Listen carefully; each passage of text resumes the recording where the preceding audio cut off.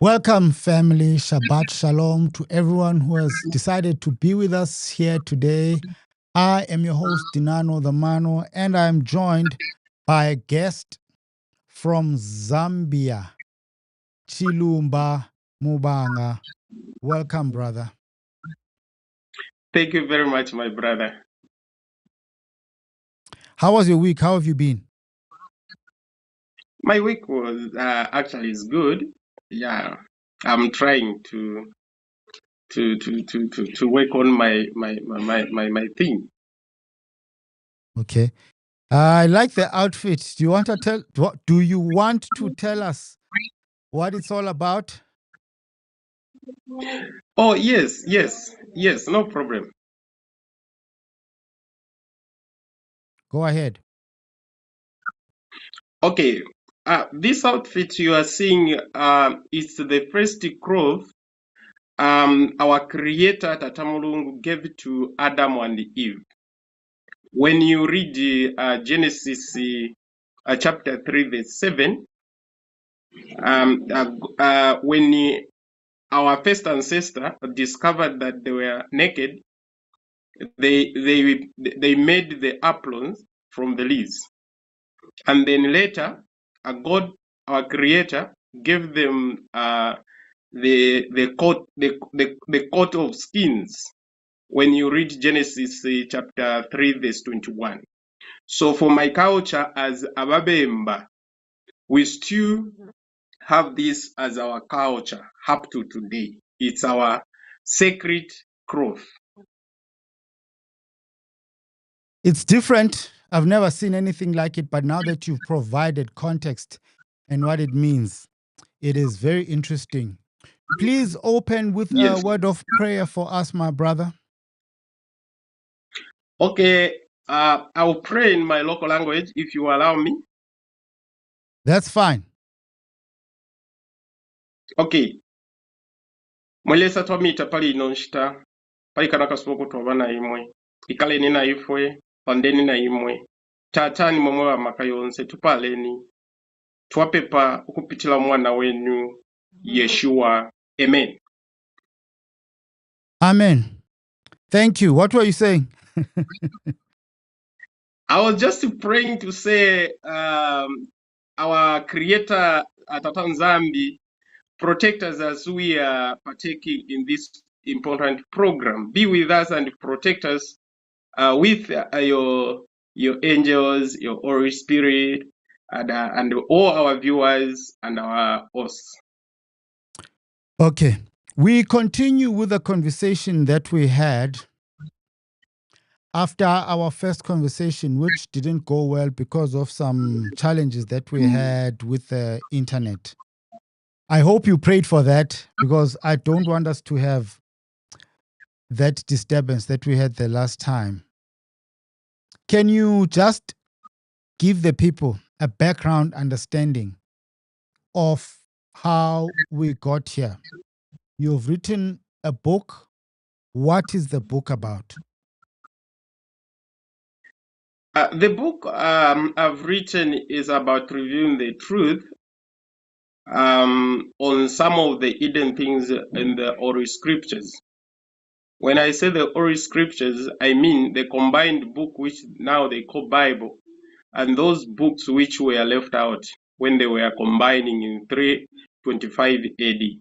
So I've researched and tried to put things in order so that our people may understand who we are. So the book, it's the title is The Hidden Truth of Africa, about the faith and the spiritual life of the Bantu Israelites. Where did this take you? When you were doing research for this book, how far did you go? What did you look at? When I was researching, I was looking at most of the places which they have relocated it to other places. One. Secondly, I was looking at some words which they have tried to play with in the Holy Scriptures. Third, I was looking at the names of people, the way they have changed the names of people. Okay, some names, the mountains, physical features, and then the rivers. All these, when I was researching, I was trying to find out where are they now. So when I found out to say, oh, this place is this place is this name it means this, and this it means this. That's when now I started now writing so that we understand who are these people truly are. Do we have true Israelites today? These physical features have really helped me to understand who we are. So I suggested that I need to share with the world the real truth I have. Okay. In the meantime, let us welcome everyone who has joined us today. Welcome, family. Thank you for being here with us. We see all 56 of you. Just a reminder, because I'm seeing people already, some people are making silly comments. Let's just act as grown up as we are and keep it respectful. Share this link with someone who you know will gain value from today's conversation. We are with Brother Chilumba Mubanga from Zimbabwe. He is going to talk to us about a matter that he wrote about in his book. One of the chapters in his book that he just alluded to is called, let me just try to find it here, brother. Israel in Africa. But that's part 5, that's chapter 5. But in chapter 4, he talks of the two lands of Canaan. He says west of Libya and Central African Republic. Brother Chilumba, are there two lands of Canaan? Yes, there are two lands of Canaan. Take us to the scriptures. Take us to the Bible. Thank you very much, my brother. So we first look at the first land of Canaan. In Christianity, it's Canaan. Okay, it's Canaan. Start with Ke. So we'll start with the book of Jubilee. Jubilees chapter 9. Hold on. You said there's a different type of Bible you wanted us to look at. Not different, but a kind of Bible that you prefer. Which one is that? Actually, we are going to use different versions. Okay. But we'll use different versions according to the way I've prepared so that people will understand very well. Okay. So we're going to the book of Jubilees. Yes, we'll go to the book of Jubilees. Of Jubilees. Chapter 9, verses 1. Book of Jubilees, chapter 9, verse 1. Yes. You Okay. can read, my brother. Chapter 9, verse 1, you say? Yes. Let's see if this version is going to work. Chapter 9. Okay. Let me try to share my screen here. I hope it's not going to show strange things. Okay. Verse 1. And Ham divided amongst his sons. Just verse 1 you say, brother? Yes, my brother. And Ham divided amongst his sons, and the firstborn portion came forth for Cush towards the east, and to the west of him for Mizraim, and to the west of him for Put, and to the west of him, and to the west thereof, on the sea for Canaan. Correct. So This now will be our starting point. Now we need to understand. We have been given the land of Canaan. The land of Canaan, the first land, because it had two lands. So this is the first land he was given by his father. West part of Libya. And this country, or these countries right now, are Algeria, Tunisia, Morocco, Mali, Western Sahara, Mauritania, and Senegal. So these regions, this land was the land for Canaan. That was his first land he was given by his father. Okay? Yes, brother. Carry on. I'm Are listening. we together there? Yes, yes. That was the first land he was given by his father. When they just started sharing the land, Am was given the east part of Africa, and the land of Am and Kushi, it was southern part of Sudan. Sudan is the land of Shinar, which we read in the Holy Scriptures, the land of Shinar. When we read Genesis chapter 11, verses 1 to 9, we will find the land of Shinar, and that is Sudan. So when Ham was migrated with his son, who is Cushi, came southern part of it, and he gave Cushi east part of the land of Africa. And then on the west part of the land of Cushi, he gave to Mizlan. Mizlan is Egypt we know today.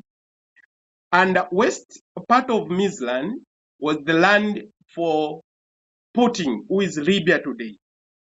And the west part of Libya, it was now the land for Canaan. Now went up to the ocean.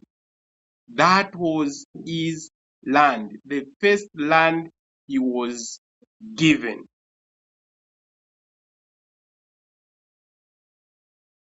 Carry on, brother. We're listening. Yes. Okay. Thank you very much. So when he was given that land, he refused to go to that land because he gave some reasons to say that land is not good according to him. So he said, I will not go to that land. And then he dwelled in the land which is not his land. The land he dwelled was the land for Shem.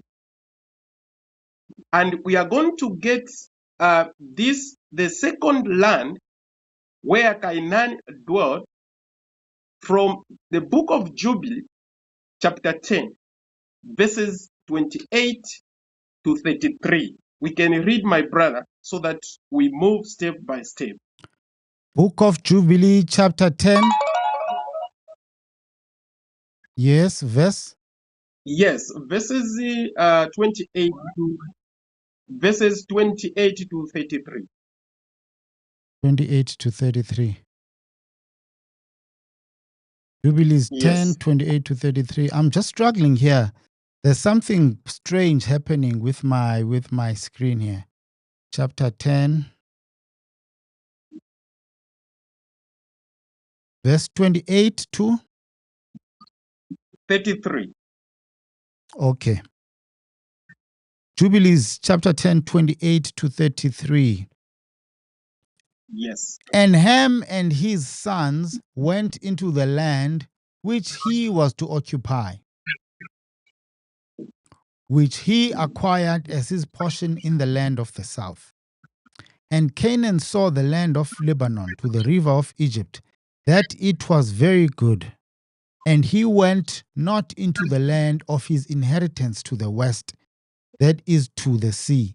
And he dwelt in the land of Lebanon, eastward and westward from the border of Jordan and from the border of the sea. And Ham, his father, and Cush and Mizraim, his brothers, said unto him, Thou hast settled in a land which is not thine, and which did not fall to us by lot.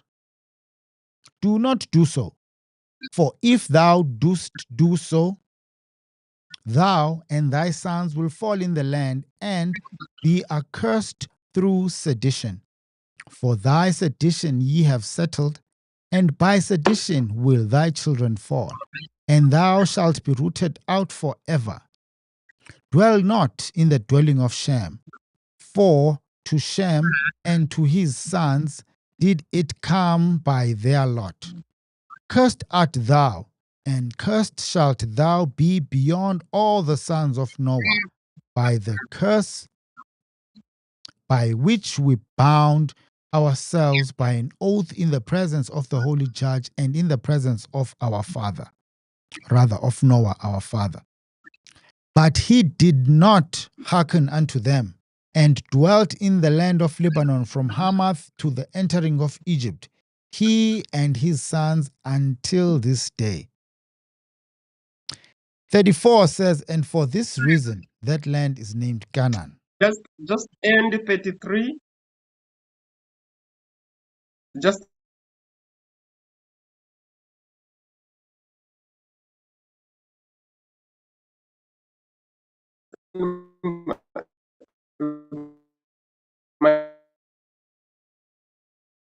It looks like our brother is struggling with his connection there. Let's wait for him to get back. Thank you very much for joining us. We see all 100 of you. Carry on, Brother Chilumba.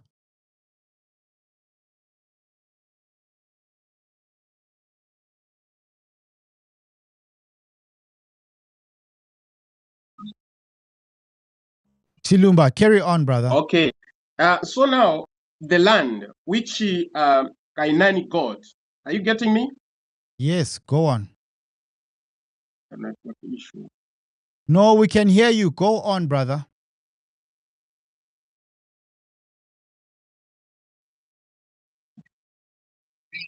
Are you getting me? Yes, we are getting you. Carry on. Are you getting me? Yes, Okay. Chilumba, go on. So when you look at the land of okay. When you get the land of Canaan, the second land of Canaan, the land is God. Yes. When you get the land of Canaan,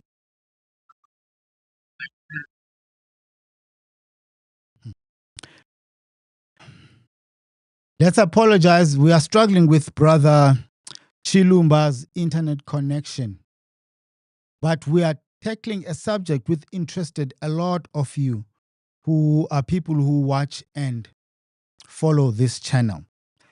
If my memory serves me well, one of the people that also brought along this concept of two Canaan lands was Brother Kidao Kilua. And when he brought it on, a lot of people seemingly were not understanding or not getting what he was saying. I think to a certain extent, he also quoted the scripture that we were just reading, which is the book of Jubilees, chapter 10, starting from around verse 29 until verse 34. It is information that is new to some of us. And if we understand human beings properly, we will know that sometimes it takes a while warming up to new information. But what does it mean? What does it mean for you? What does it mean for me? What does it mean for people who know or who have found an understanding that they are true Israelites when they've been told all their lives that they are not. What does this mean? I want you to give us your understanding of this concept of two Canaan lands. As I'm trying to find out what people are saying in the comments, let's acknowledge the people that are joining us in the live chat. I'm trying to see who is here with us today. As I'm saying, there's just something strange happening here. Let's read this one from Agnes Piri. Hello, Dinano. How are you, Mr. Chilumba? Hi, Agnes. We see you. We also want to acknowledge some people here. We see Ivanda. Oh, Ivan David Tooks 6914. We want to acknowledge you. Thank you for joining us. And then there are people who are just making silly comments. Here's someone from Czech Republic, Sister Shaka. Greetings from Czech Republic, dear family. Family, we are waiting for our guest to join the stream again. He is seemingly struggling with his internet connection. Here's my Makers TV, someone who's becoming a regular. Good afternoon, Dinano Damano. Welcome, my brother. Is it Brother Wisdom? Welcome, Wisdom. Thank you for joining us. Patrick TM says, good evening. Welcome. All praises to the Most High. Shabbat Shalom. Here's a message from Yek. Oh, I'm struggling with this one. Yek Malkia Music. He's saying, Shabbat Shalom. Welcome. Thank you for joining us. As I'm saying, our guest is struggling. Andrew, we see you. Thank you for your continued support. Thank you for being here. If you want to join us, please give us a call. Here's our link. Join us here and let us know if you understand this concept of two Canaan lands. Greetings, family from North Carolina, Betty Jenkins, 2162. Welcome, Sister Betty. Thank you for joining us. Let us know where you're watching from. And as you know, the tradition of this program, let us know what time it is where you are so that we can show them that we are a global audience right here on Something Nice with Dinano. Baya says the land of Canaan presented by the Europeans does not conform to the biblical description. Chilumba is back. Let us welcome him back. Brother Chilumba, can you hear me? You. Okay. I had asked you about your internet connection and you said it was perfect. I don't know what's happening now. But we have just read that scripture, chapter 10 of Jubilees 29 actually, to 33. Yes. Anyway, sorry about that. We don't know what is going on, but my internet is very strong. Okay, when you look at the land of Canaan, the second land he got the land which is not his land. The land for Canaan, the second land, was a land for Shem, who is our ancestor. Now, we needed to go to the one demarcation of that land, which we are going to understand. The word Lebanon. It's not Lebanon. It is Leabin, not Lebanon. The translation there was wrong. It's not Lebanon. It's Leabin. Okay? Where are we going to get this? That that mountain they translated as Lebanon. It's not Lebanon. It's Leabim. Can we go and get my brother that meaning of Lebanon, which means Leabin? We can get from Genesis, the book of Genesis, or Judges 3 verse 3. Is it Genesis or Judges? Well, we are going to use the Judges 3 verse 3.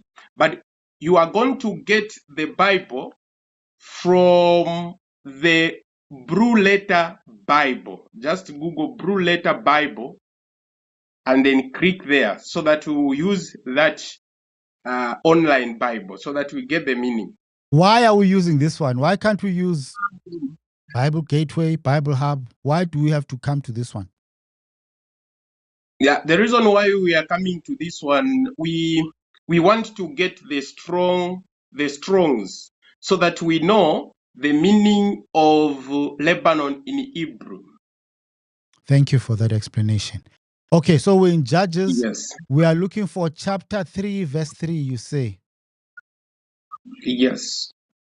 Okay, this is a bit strange on my side. I might struggle to figure this one out, but I think we are in the book of Judges. But now this is a study guide, the first Judges, 3 Judges. Yes.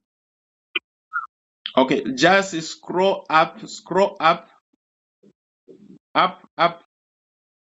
Oh, up. Okay. Bring up, yes. You see where it is written strong. You see where it is written strong? Is it at the top? On the side, there is where it is written strong. No, I can't see that. Is it at the top? Okay. No. What you do is go to put the chapter in this researching none. There is yes. Put the chapter. Yes. So 3:3. Do I have to say Judges or just say 3:3? Judges 3:3.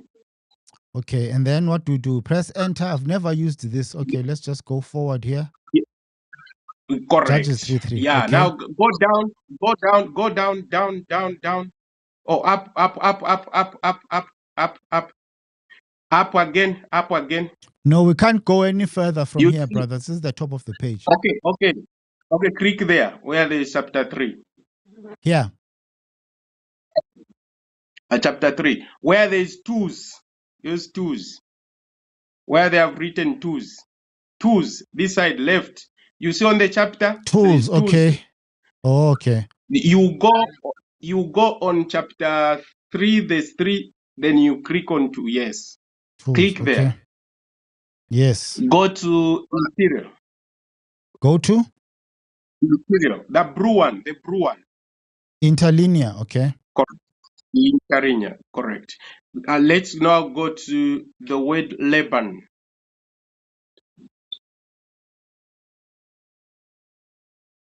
Here's Lebanon.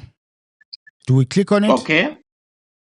Click on in Greek on here where there is H and numbers. You see there? Yes. Yes, click there. Okay. Now go to where it is written hidden brown driving down there. You see? Brown driver Briggs lexicon. Yes. Here. Yeah. You have seen now then. Yes. You have seen the Strongs there. Yes. You can click there on Strongs. Strong's H3844. It says what? Strong's H3844. Yes, it says the proper name of a mountain, Lebanon. Phoenician, then it gives you, and then Assyrian, Labnanu. Okay. You see what they have done now when they were translating. They wrote that Lebanon. That name which they have said Lebanon is the added name. It doesn't exist in the Hebrew language. Okay, so you can go back to the research engine which called Pilim. You can just come out from there. Now we Okay. want to know the name Lebanon, if it is true, is the Hebrew name. Just come out from that. Where are we going to now? Go to Google. Okay. Yes. Yes. Go to Google. Yes. Type PE. PE. Yes. ALI.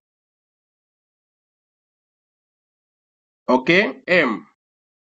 Pilim, Hebrew. Yeah. Just type up Hebrew. Yes. Yeah. No. Just print that one. Okay. Okay. No. The first one. The This first is the one. first one. Here. Up. This. Yes. Go there. Yes. You have seen the Hebrew verb there. Now, no. Down. You see on the researching there. So put Lebanon there. You see. Put Lebanon. Lebanon there. Yes. Okay, so Click it will. now on research. You have seen there is no result. Yes. You see. So which means this word Lebanon does not exist in Hebrew. Now put the name which is in Hebrew, and I will explain the meaning. It's Leabin. Leabin. Should It I means put it in it's the a, same search box? yes, my brother. How do I spell it? LE Yeah. H H. yes A Hmm? LEHA Yes. LBIN. L.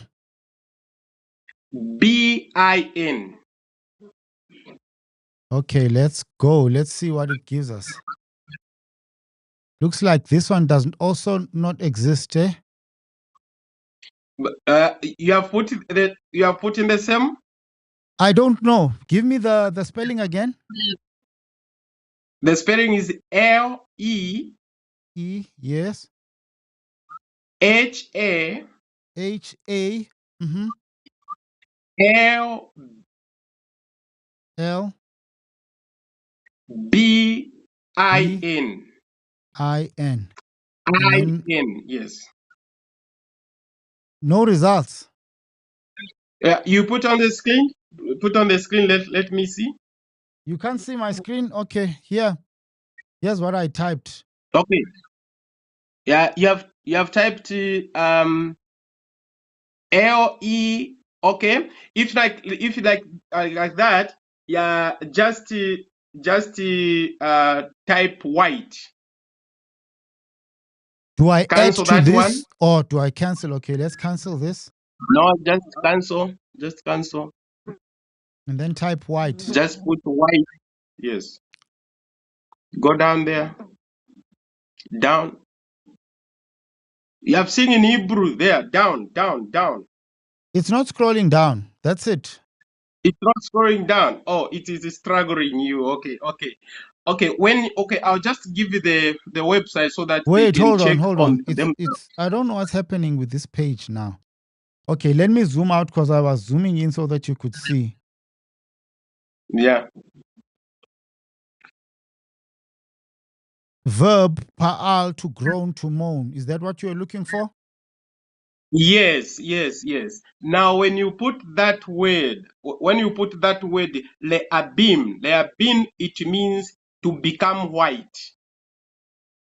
Well, to be Okay. fair, here's what I noticed when we're in the Blue Bible. It said Yes. Lebanon means whiteness. Is that what you're trying to Correct. establish? Yes. So Lebanon, it means it's not. It's reabim. The abim. It means white, to become white. Now, hope there we are clear there now. I can explain now. Go ahead, explain, brother. Let's So hear your now, explanation. correct. So now, why is it Leabin mountain was called White Mountain? When we go to the translator, they said because it had snow. Okay, it has snow on top of the mountain. The way they have showed the mountain on the Middle East, they said it has snow on top of it. That's why they called it Lebanon. No, that's not true. The truth is this: this mountain is Emi Kois Mountain in northern Chad. This mountain is a volcanic mountain. Now, what happens when volcano happens? Usually produce which we call lava. And when lava comes out of the mountain, okay, it is placed, okay, down. Now, when it is pressed down, where it is coming up there, it makes like a basin, okay? When it makes a basin, this lava has different chemicals. And these different chemicals come with which we call natron, white salt, in form of like white salt, and it's called natron. Now, when the sun, the lasers of the sun hit the white natron there, it reflects white. So our ancestors saw that whitish on top of a volcanic mountain, which is the Emikois mountain. Then they named it White Mountain. So the boundary, they were saying, it's from the White Mountain coming down to the flow of the river, which means Jordan or Yarden. Which is this flow of the river? It's River Congo, which flow from the east to the west. And the boundary says from the White Mountain, which is the Emis Mountain, coming to the River Congo, which is the Yarden in Hebrew, the flowing of the river, and go to the west, and the west reaches to the sea. West is now going to Cameroon, so it's from Emis Kahus Mountain, which is White Mountain, coming to Jordan, and then west go to Cameroon, and on the east part of it goes up to the river of Egypt called Nile. So they are talking about the Yellow Nile on Sudan. Okay, so that's the boundary he got. Canaan, the second land of Canaan, he got. But this land, hold on, brother, hold on. Was, you are setting a geographical location and area based on what now? yes. I'm basing on the boundary the Book of Jubilee gave us. Okay, Book of Jubilee told us. You are clear there? Yeah. Correct. Yes. So this land, this boundary, okay, was the land for Shem, okay, who is our ancestor. That was his land. That's where in the Book of Jubilee, Cush and Mizlan horned Canaan to say, don't dwell in this land. When he was warning him, Cush was on the south part of Canaan. When you look at the geographical region there, Cush is down, okay? And then when you look at the Canaan land, which the Bible has demarcated it there, it is on like north part of it. Okay, so he said, all this land you got is not your land, it's the land for Shem. So don't stay there, because you pay in later time on this land. Your lives, your descendants' lives will be lost. So better you do not live in this land. But the book of Jubilee said he never listened to his father and his elder brother. So he dwelled in this land, which we are seeing today. Now, how am I saying the land they have said, the land of Canaan in the Middle East, is not the one? Look at what Jubilee have said in Jubilee chapter 10, verse 28 to 38. It said, the land for Aham was on the south. So they went south. So when you look at where they have relocated the land of Shinar in the land of Shinar in Iran, okay? It is in line southern Iran. That's where they have relocated the land of Shinar. Now, if they were in that land of Shinar in Iran, south of Iran is to come down this side. So if it is the land of Ham is on the west, if it is on southern Iran, it is on the west, not south. Okay. So this correct. So this definitely, according to compass, biblical compass and geographical compass, it is completely saying no. The land of Am was not in the Middle East, because the land of Am was on south part of it, and the land which Canaan got was on north part of it.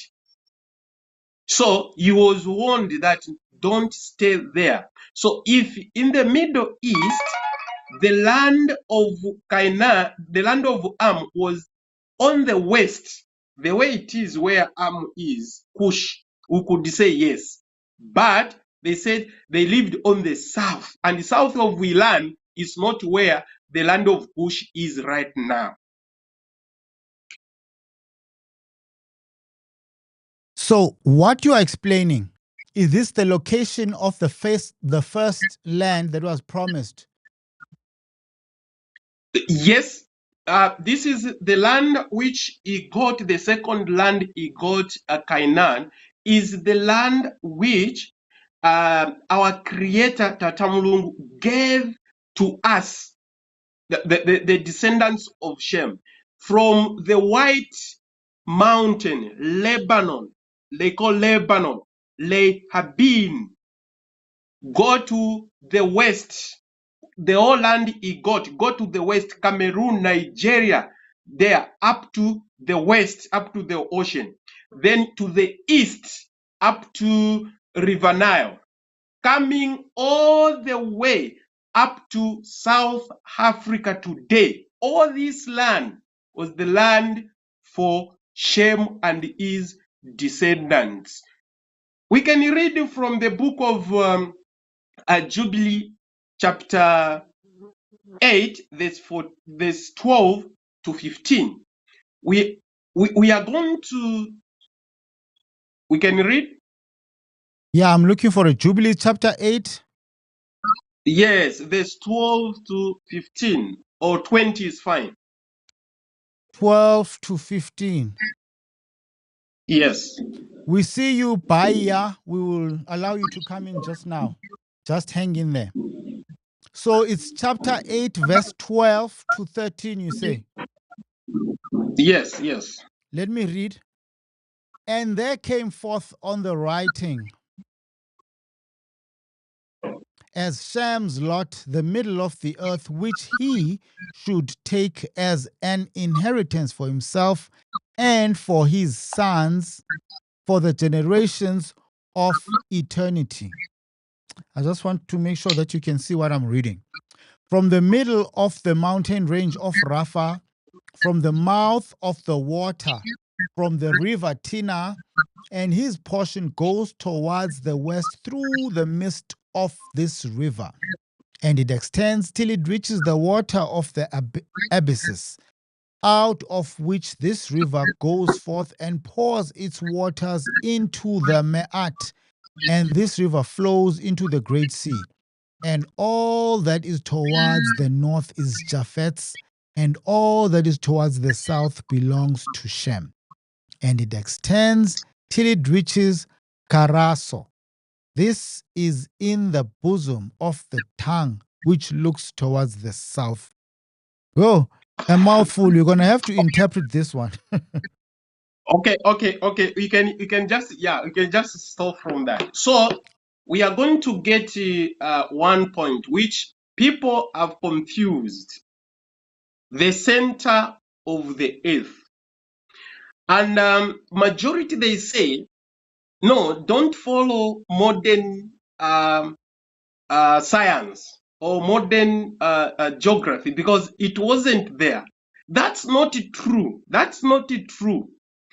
All what we are seeing today, the science we are seeing today, astronomy, whatever you can call it, they are there in the Holy Scriptures.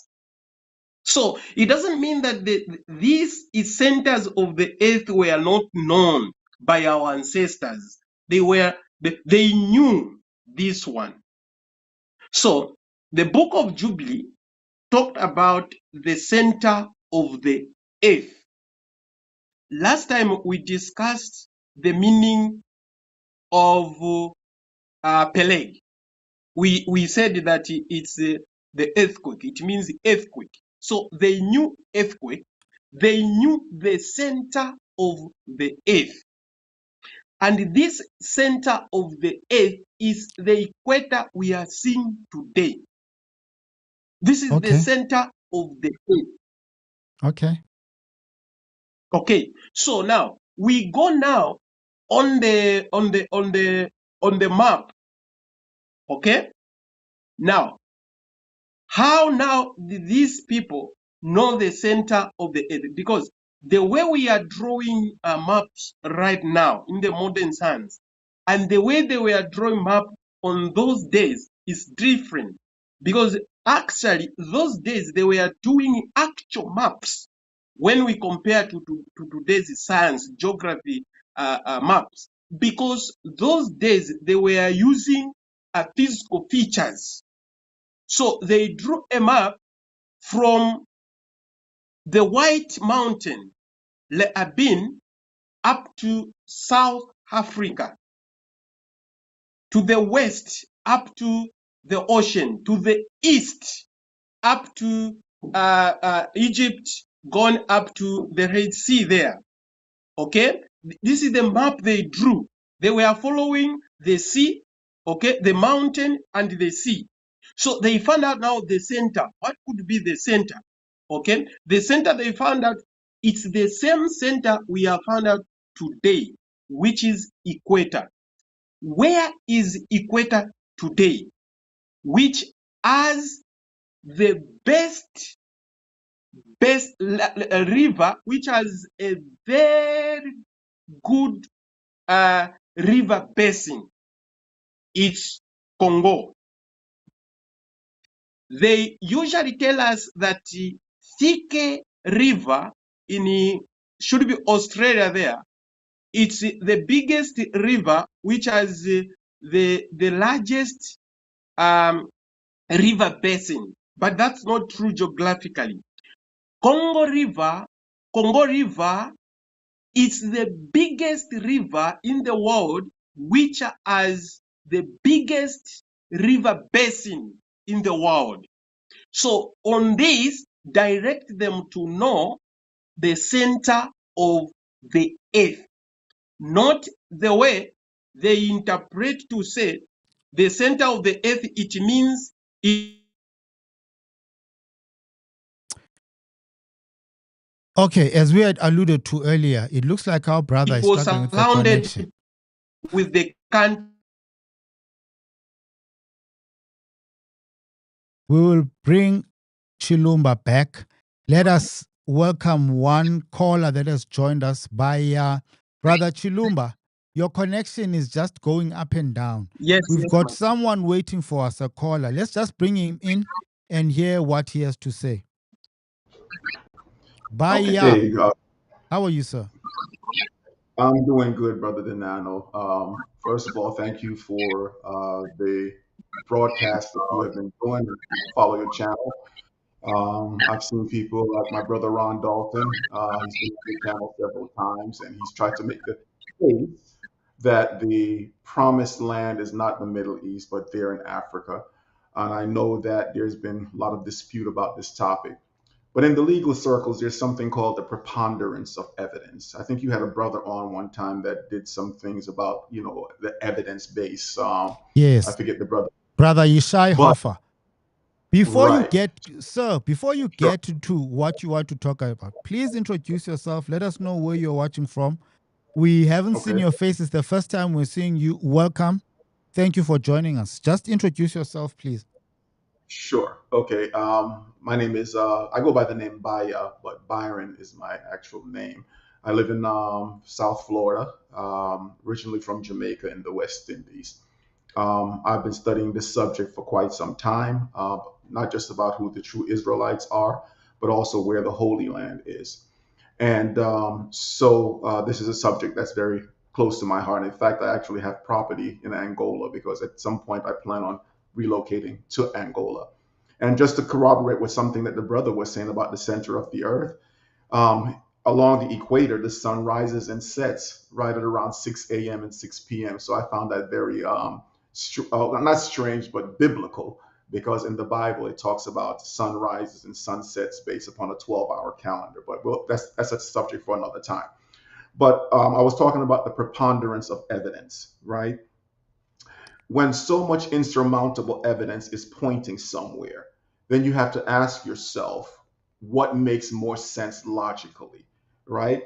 I can lie to you, but if the evidence don't support my lie, then I should not believe that. There's a saying that it's easier to lie to someone than to convince them that they have been lied to. Okay. And I'll just give you one example. I don't want to be long winded, but here's one of the things that I studied. Have you ever heard of the Gibeon meteorites? Are you talking to me or are you addressing the guest now, sir? No, I'm talking to you, Dinano. Have you ever heard of the Gibeon meteorites? I've heard of it. Someone had brought it up. I think it was, I'm forgetting the Andrea Goodwin. And I think there was a brother Mhm. that called in a while back from South Africa, a brother called Debza. So I've heard of it, yes. Is it in Okay, so Namibia or somewhere around Namibia, Botswana? right somewhere around there. It's a place called Windhoek Plaza, where they have all these meteorite fragments on display. Right, you can Google it. It's called the Gibeon meteorites. Some of them weighing over 1,000 pounds, anywhere from 500 to over 1,000 pounds. Now, if you follow the story of Joshua, I think it's in Joshua chapter 9 and 10 or thereabouts, Okay. where Baya, we found them. It says they are somewhere in Namibia. correct. And if you type in the Windhoek Plaza, you can see them on display. They're on stand on display. And I once did some research on them, and I know they say that these are prehistoric meteorites, but in the story of Joshua, when the kings was coming down and attacking one of their neighbors, and they made a deal with Joshua, that Joshua came to their aid to fight these kings that were coming down out of the mountains.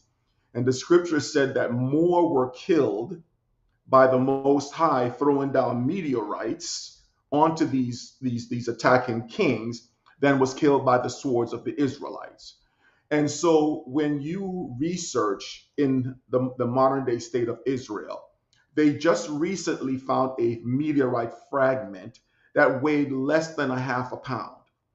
But there in Africa, you have on display for everyone to see these meteorite fragments that some of them weigh over 1,000 pounds.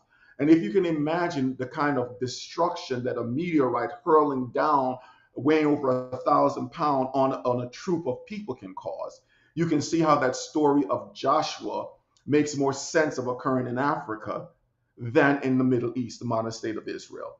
And then I've heard some of your guests who try to debunk that Africa is the promised land by saying that where Israel is, the modern day state of Israel, is because it's a cursed land. And that's why they have no water source. They have to depend on ocean desalinization plant. In fact, there's a big issue right now with the war in Iran, where they're attacking Iran's desalinization plant. But Israel have to do the same thing to get drinking water for their population. But in Africa, you have all these water sources. And even though you can say, okay, maybe desertification happened as a result of a curse to the land, but you can't change the mineral content of a land by it being cursed. What's underneath the soil is underneath the soil, unless you found a way to transport the gold and the diamonds and the precious minerals out of the soil.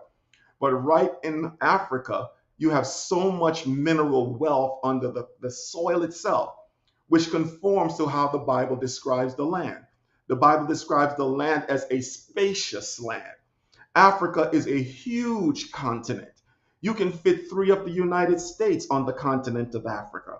You can fit mostly all of Europe on the continent of Africa. So Africa is a spacious land.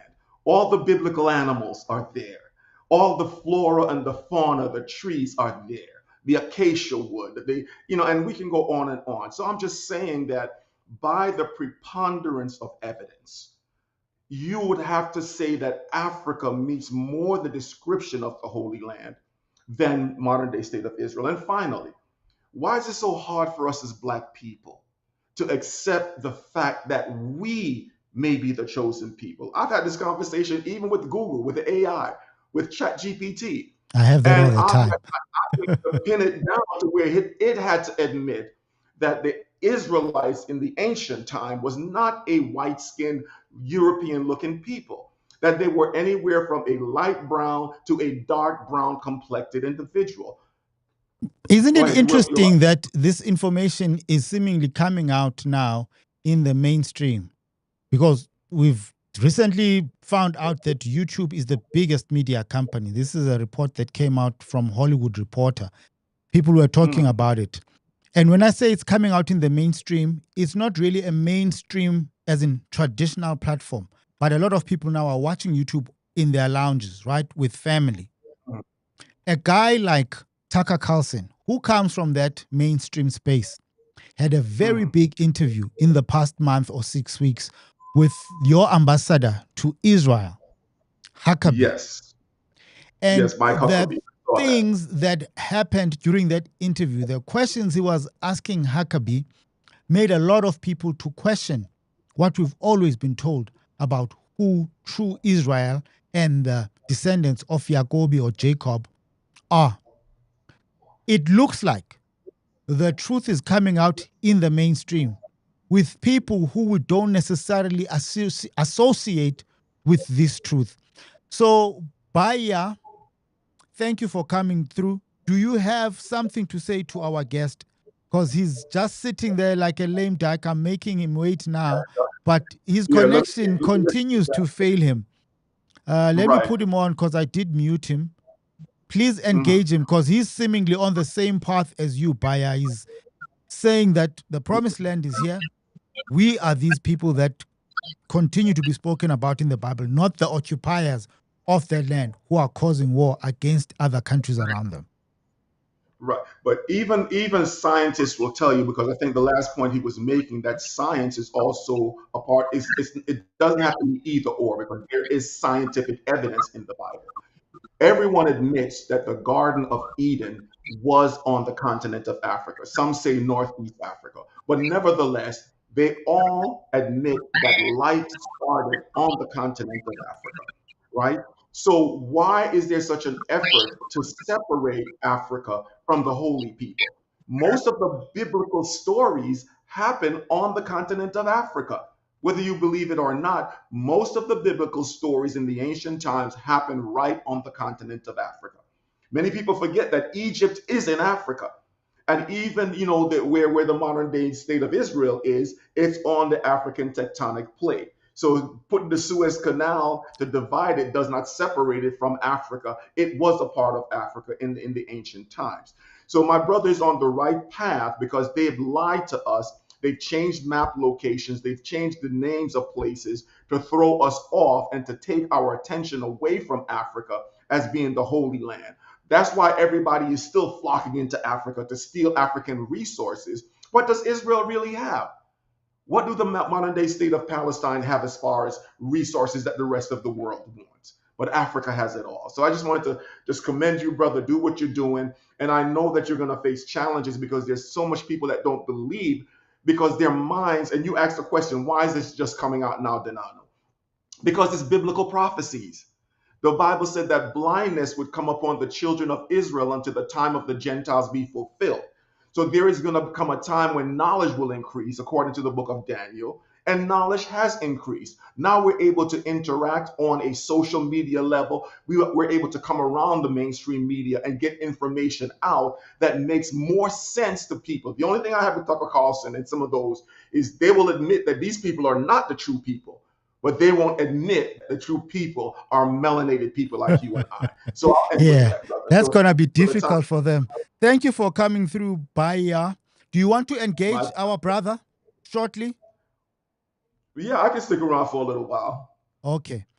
Brother, carry on. I had to mute you, Brother Chilumba, because your speaker is bleeding through and it's giving us an echo. Carry on, brother. Okay. Okay. Thank you very much. I really appreciate my brother who have clarified the points. Yes. So we go to now the migration. I think now we are clear on the land of Canaan, where he occupied, which was not his land.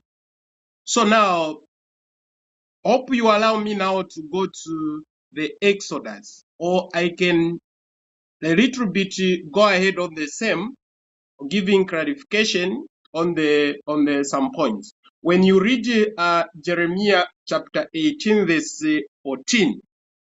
Are we starting with Jeremiah? I'll just, yes, Jeremiah chapter 18, verse 14.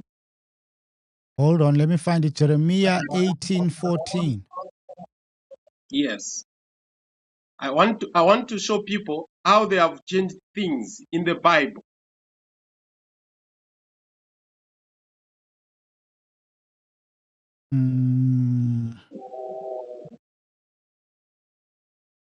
Okay, I'll read from Bible Gateway. Here's Jeremiah 18:14. Yes, yes. Will a man leave the snow of Lebanon, which cometh from the rock of the field? Or shall the cold flowing waters that come from another place be forsaken? Correct.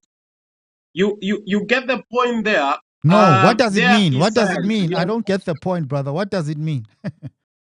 Okay, I'm going to explain. So there is snow, and there's come from the rock. Now, here it's science. There is no any snow which comes from the rock. Okay? It doesn't exist. There's no such a science. So, snow fall from up there, then come down, or be on top of the what? The rocks. It comes from atmosphere. Okay? Now, they have what the Jeremiah is explaining the same mountain, okay, which was producing lava. This lava which flow, okay, then he says, are people going to live there where there is volcano? Because volcano is dangerous, okay? Are they going to live there? Then he says, if maybe it cool, okay, when it is flowing, then they can live. So what did they do?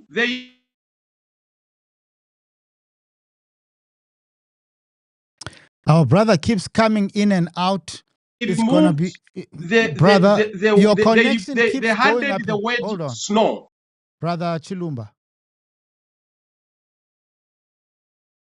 Your connection it keeps going up and down, brother. Let's wait for it to recover. Don't go anywhere. Whilst we wait for it to recover, let us just acknowledge Yes, my some. brother. Wait, brother, hold on. Let us just You are acknowledge getting some. me.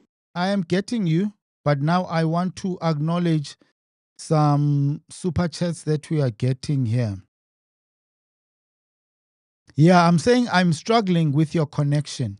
It keeps going up and down, but it's fine. We will continue, but let's acknowledge the people that have given us super chats. Or say, I am calling you to order. It looks like our brother has gone out. We'll bring one of the guests. We see you. There are two people waiting in the wings. We see you, Carl.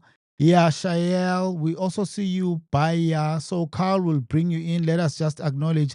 This is a super chat from Ose. Ose, well, now you must behave there. Please behave there, Ose. Ose says, Shabbat Shalom, Shabbat Shalom. I'm sorry, but yo, Aibo. Okay, I won't even. I know what you're laughing about, but stop it. Okay, and then we've got another super chat. Thank you for that super chat, Ose.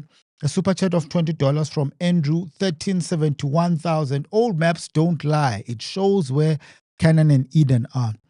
I want to agree with you. We've had so many guests come on here. People like Yishai Hoffer. I saw him in the live chats. Brother Yishai, welcome. He has had a couple of episodes right here on the channel looking at old maps and how those old maps and old locations can point us to the true locations of biblical places. Andrea Goodwin has also come on to show us those places. Ron Dalton has also spoken on those places. Let's acknowledge our third super chat, which we've gotten. It also says, Ancient Hebrew never died. That's from Ancient Hebrew never died. Thank you for the £10. I think it's a battle of the currencies today. We've had £10. We've also had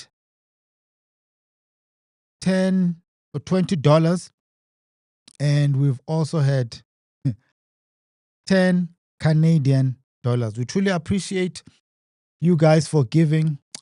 Thank you very much. Let's go to one of our callers.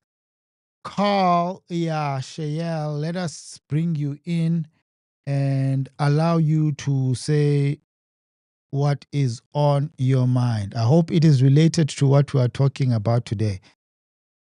Let me bring in here. Carl, how are you doing, brother? Welcome back. Thank you, my brother. Greetings from the land of captivity, Jamaica, in Yahshua Mashiach's name, our Negro Messiah of the tribe of Yehuda, of course, which is one of the 12 tribes of Yaakov, Yashael, called Israel. Yeah, I just want to add, I mean, I come in a bit late, but it's better late than never, and I am elated at this awakening of our people and nation, Yashael.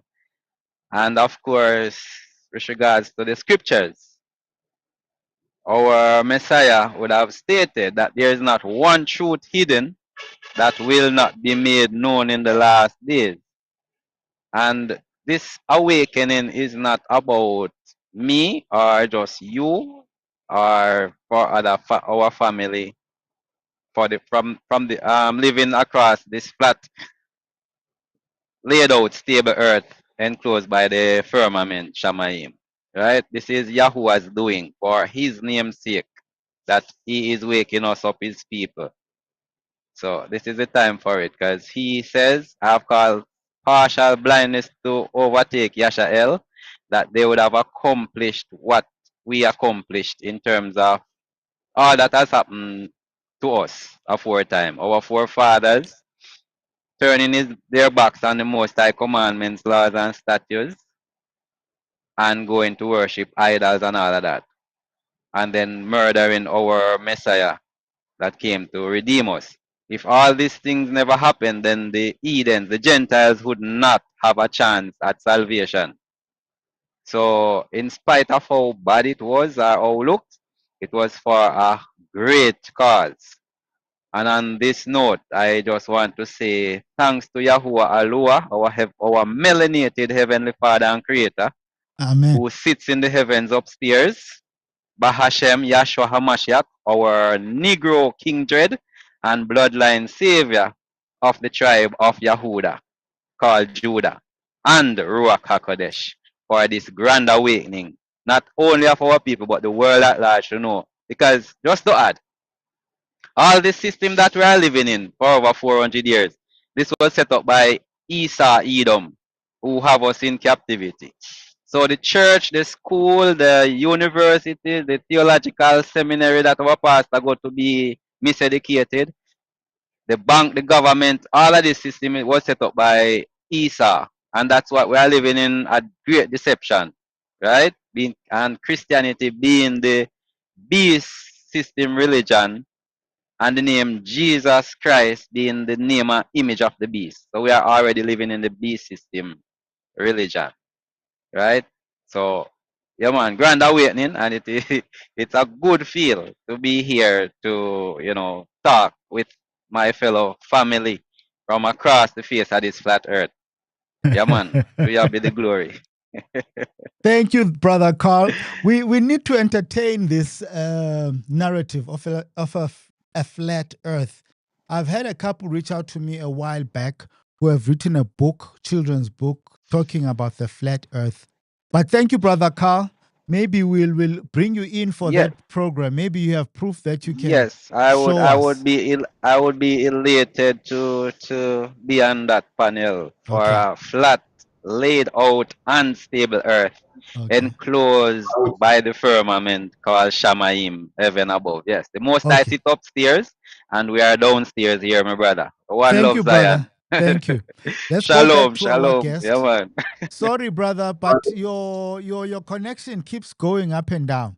Let's carry on. Yes, Still my now it brother. doesn't look strong, but let's carry on. We're trying to read from the book of I Jeremiah, can't correct? get the voice.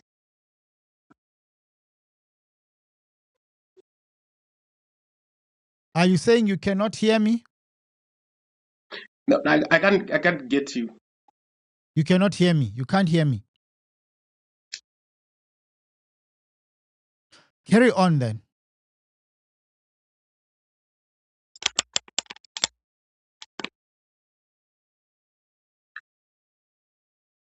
You can get me? Yes, I get you, brother. You're the one with the issues. Carry on. Now, for me, I can't get you.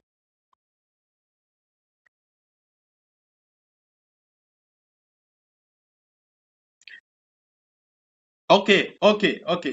Yeah. So let me now take you to the meaning of the mountain Le Abin, where it came from, and why are we saying that this is the mountain, Emi Kaus Mountain in northern Chad? We are going to get the facts, because in this region, up to today, people are living there. And this name came from the people who lived there. This name, one of the son of Canaan lived there, and his name was called Emory. Emory. When we read Genesis chapter 10, verses 16, we can read, and my brother, you can just put on the Google Genesis chapter 10 verses 16, then H567.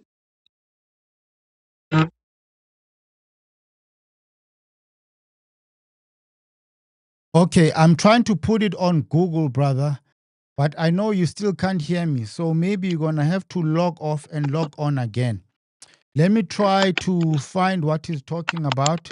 So he says we must search on Google Genesis chapter 10, verse 16, H567.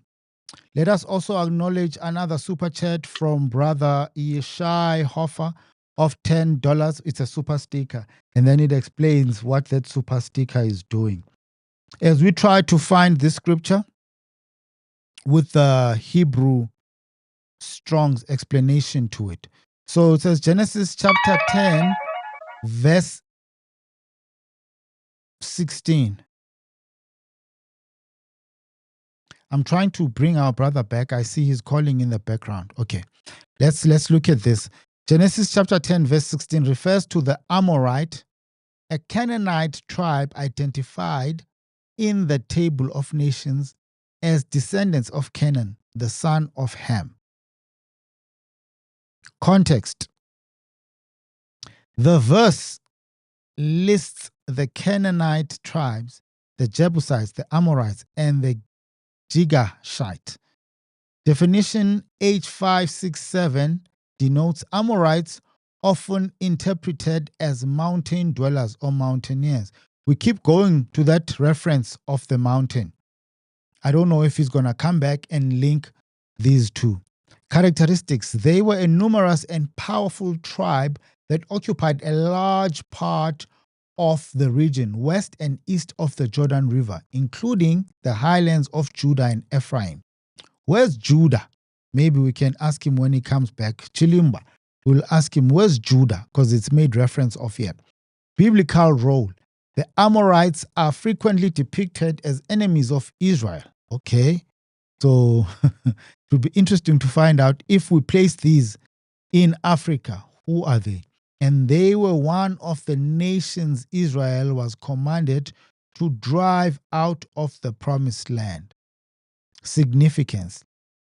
God mentioned in Genesis 15:16 that the iniquity of the Amorites is not yet complete, highlighting God's patience, followed by eventual judgment when Israel later entered the land. Our guest is still with us. Oh, okay. Thank you. Carry on, brother. Yes. I'll be just talking, even though I'm getting slowly. I don't know what's the problem with internet. So when you go, it's not coming up there. I'll give you another one where you get. There is no name called Amarot. It's Emerald. They changed. It should it's supposed to start with the E. Emerald. Okay. When we go to Brew Bible, or just put hintering on that verse, you get what I'm saying. The name is Emerald, not Amarot. So they changed the name. They added A instead of E. So when they were, this person who was the son of Canaan lived on that mountain, Lehabim, because his name, it means the mountain dweller. That is the meaning of Emerald. It means a mountain's dweller. Now, when we go to the meaning of Emi, Emikois, or Emi, when you just Google, straight Google, there's nothing to go on search and other things. You just Google, Emi means what in Tengada language. Tengada language. T-E-D-A-G-A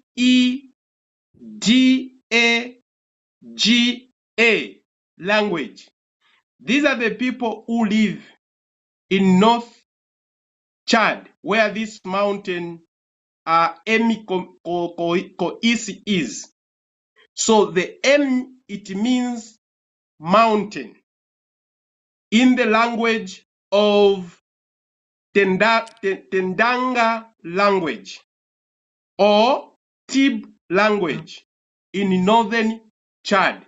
It means Emi, it means mountain. So the Emi came from the son of Canaan, Emri. Now, with time, the people who are living today there, because some are they are mixed. So now, because of mix of cultures and people, they lost two, one vowel and one consonant, which means O and R were lost. So they remain with the EMI. So it remained Emi, which means mountain. Same to the son of Canaan, which means Amorite, whom they translated in English Amorite. It means the mountain dweller. So they are matching because that was the real name of that mountain. Now, when you go to Middle East today, where they are saying Lebanon, it means white because the snow on that mountain, on the top of mountain, that's why they call it Lebanon. Let's go now to the people who are living there, okay, right now, or the name, where this name Lebanon came from, which they have relocated to the Middle East. Anthropology studies surely refusing, because if the name came from the mountain, we could find people on around that area who are maybe similar meaning with the people who are living there with the mountain. But when we go to the Middle East, you can't find this. When you go to North Chad, to Emiko East, you find it's the same meaning up to today. That's why when you read in the book of Jubilee, chapter 10, verses 28 to 33, Jubilee said, these people are up to today, are still there. What does it mean? Emi is still there, the name up to today, in the language of people of Tenganda and the Tib language, who are living in North Chad today.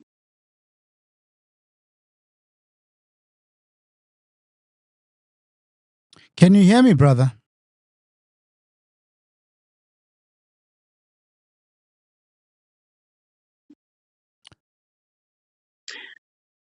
Go on. Yeah, so when you look at this land now, it is clear, giving us geographical demarcation to say the land of Shem begins from Emiko East Mountain up to South Africa, bordering Kushi, Libya, okay, and this side part of west part of Libya, we also got that land up to South Africa. This is the land of the Israelites. And this is the land our creator Tatamurung said it's a big land with full of milk and honey. When you read the book of Exodus chapter 3 verse 7 to 8, it says that it's full of milk and honey. And when you look at this land, for sure you accept, as my brother said, this land has natural resources. There is no any land in this world which has water, okay, which we call fresh water in this world to compare to this land. Just from African Republic there, Nigeria, come to Sudan part of it, just come up to South Africa. Water bodies, very clear. Natural resources, minerals, plenty of them. This is the reason why people who don't want us to develop, they fight for this land. Why? Because this land, it has everything. Is the land which is keeping the world today. That's why it's a promised land. There is no anywhere where we can start finding this land. The land is this, where we are today. Now, I'll move fast because I'm not getting you, but since you are getting me, it's fine. Let's now move on the Exodus. How now they migrated our people, our ancestors from Egypt to come and get the land to the west part of Egypt, the land which we are talking about. How did they move? They were there in Egypt, in the land called Canaan. When you read the book of Numbers 33, verses 5 to 9, okay? When they closed the Red Sea, the Red Sea, not Red Sea, they went to the west. When they went to the west, they reached on the Bitter Lake. The reason why this, yes, my brother, yes. So Let when us you look read at it. it, you find. Let us read the scripture. Hold on. Let me read the scripture. Numbers Okay, 33, verse 5 to 9. It looks like you can hear me now, which is great. And the children of Israel removed from Ramesses and pitched in Succoth. And they departed from Succoth and pitched in Etham, which is in the edge of the wilderness. And they removed from Etham and turned again unto Pihahiroth, which is before Baal-zephon. And they pitched before Migdol. And they departed from before Pihahiroth and passed through the midst of the sea into the wilderness, and went 3 days' journey in the wilderness of Etham and pitched in Marah. And they removed from Marah and came unto Elim. And in Elim were 12 fountains of water, and 70 palm trees, and they pitched there.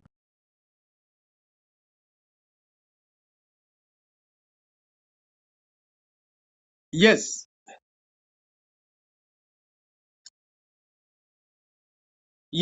So when you look at the Bitter Lake, when you look at where they have placed Bitter Lake on the east, it does not make any sense, because I explained last time to say the Red Sea and the Gulf of Sea, both of them, these seas have salt water, so they never went there.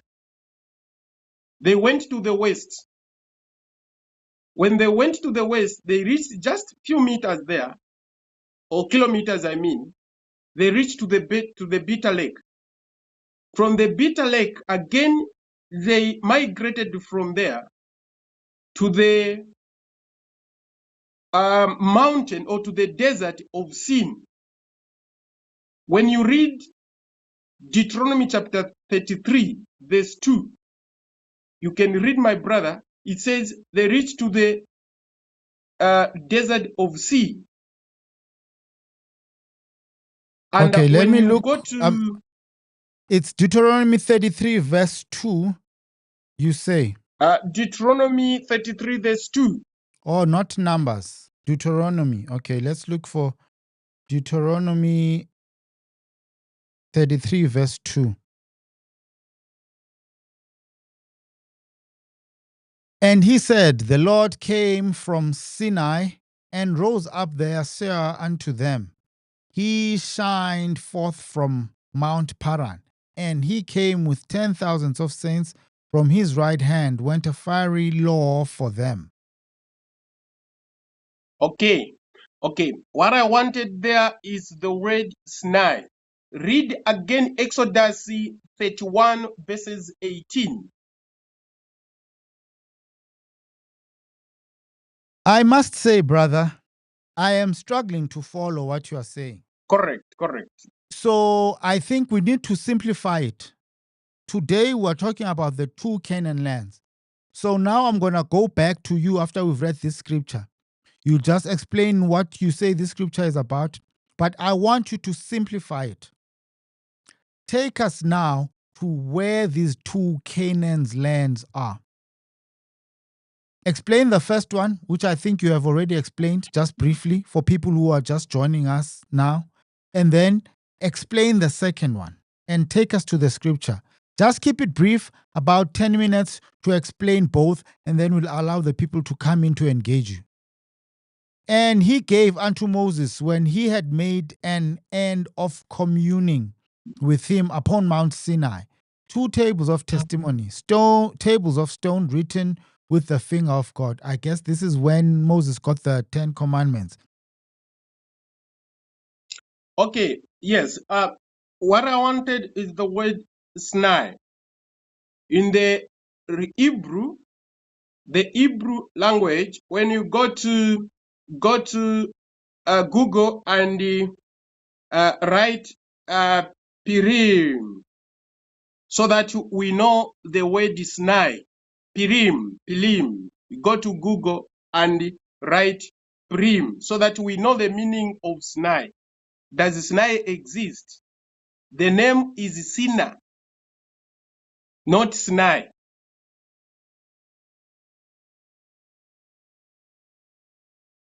Okay, Pilim, how do you spell it? Is it Pilim? It's a P-E.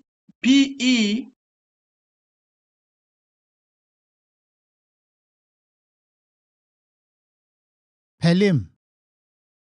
P-E-A. Okay. Yeah. Yes. Yes, that one. Yes. Go to, yes, there. Yes, the first one.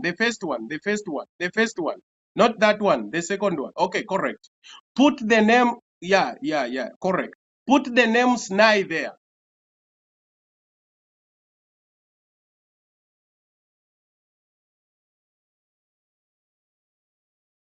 It does not exist. So cancel that one. Put Sina, S-I-N-A.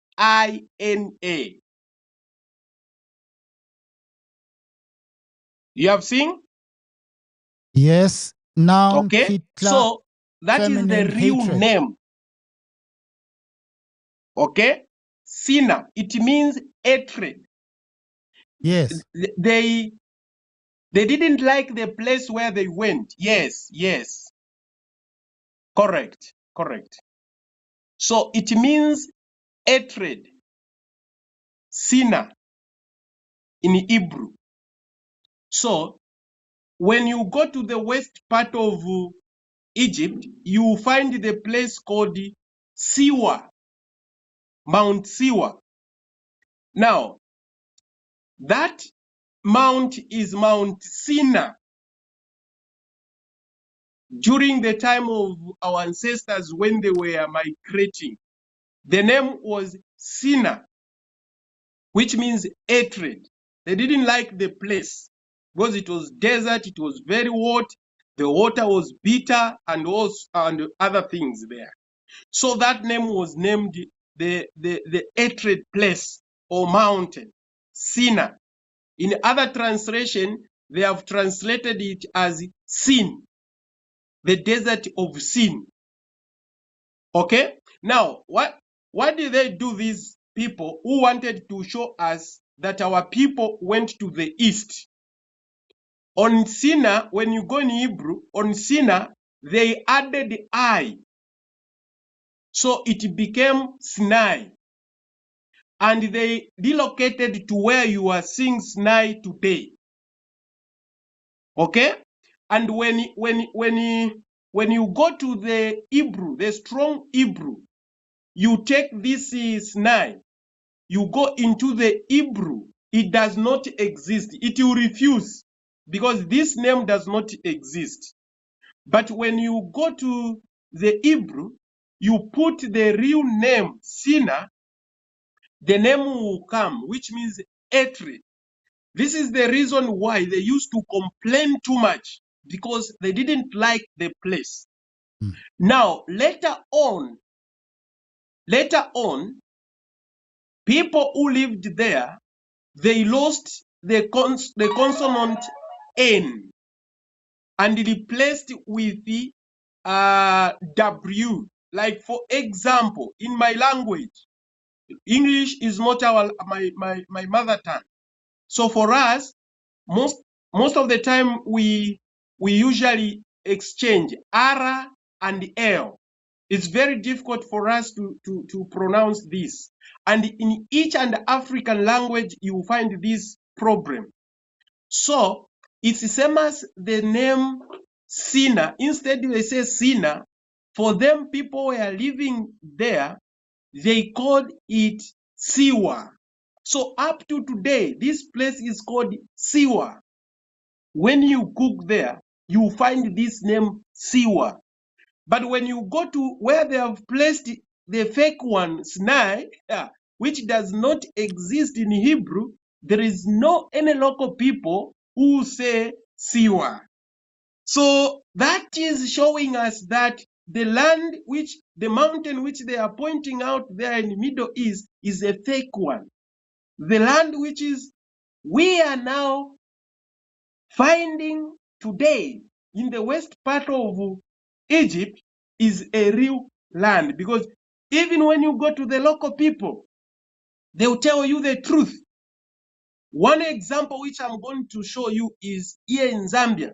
We have Mos Otunya. And when David Livingstone came to Zambia, he changed it and he named it Victoria Falls. So all my way, when I was born, I was taught in primary school, I knew that is it, Victoria Falls.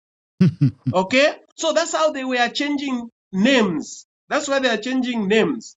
Now, local now, we know now that it's Mos Otunya, it's not Victoria Falls. So everywhere you go, you find they have changed the names and name their names. And changing the name, really, it kills the meaning of everything. Musiwa Tunya, Up the there smoke now, that we are thunders. clear now. Yes, but brother, briefly now, we have about 4 minutes. Tell us where these two lands of Canaan are. Quickly, where are these two lands of Canaan today?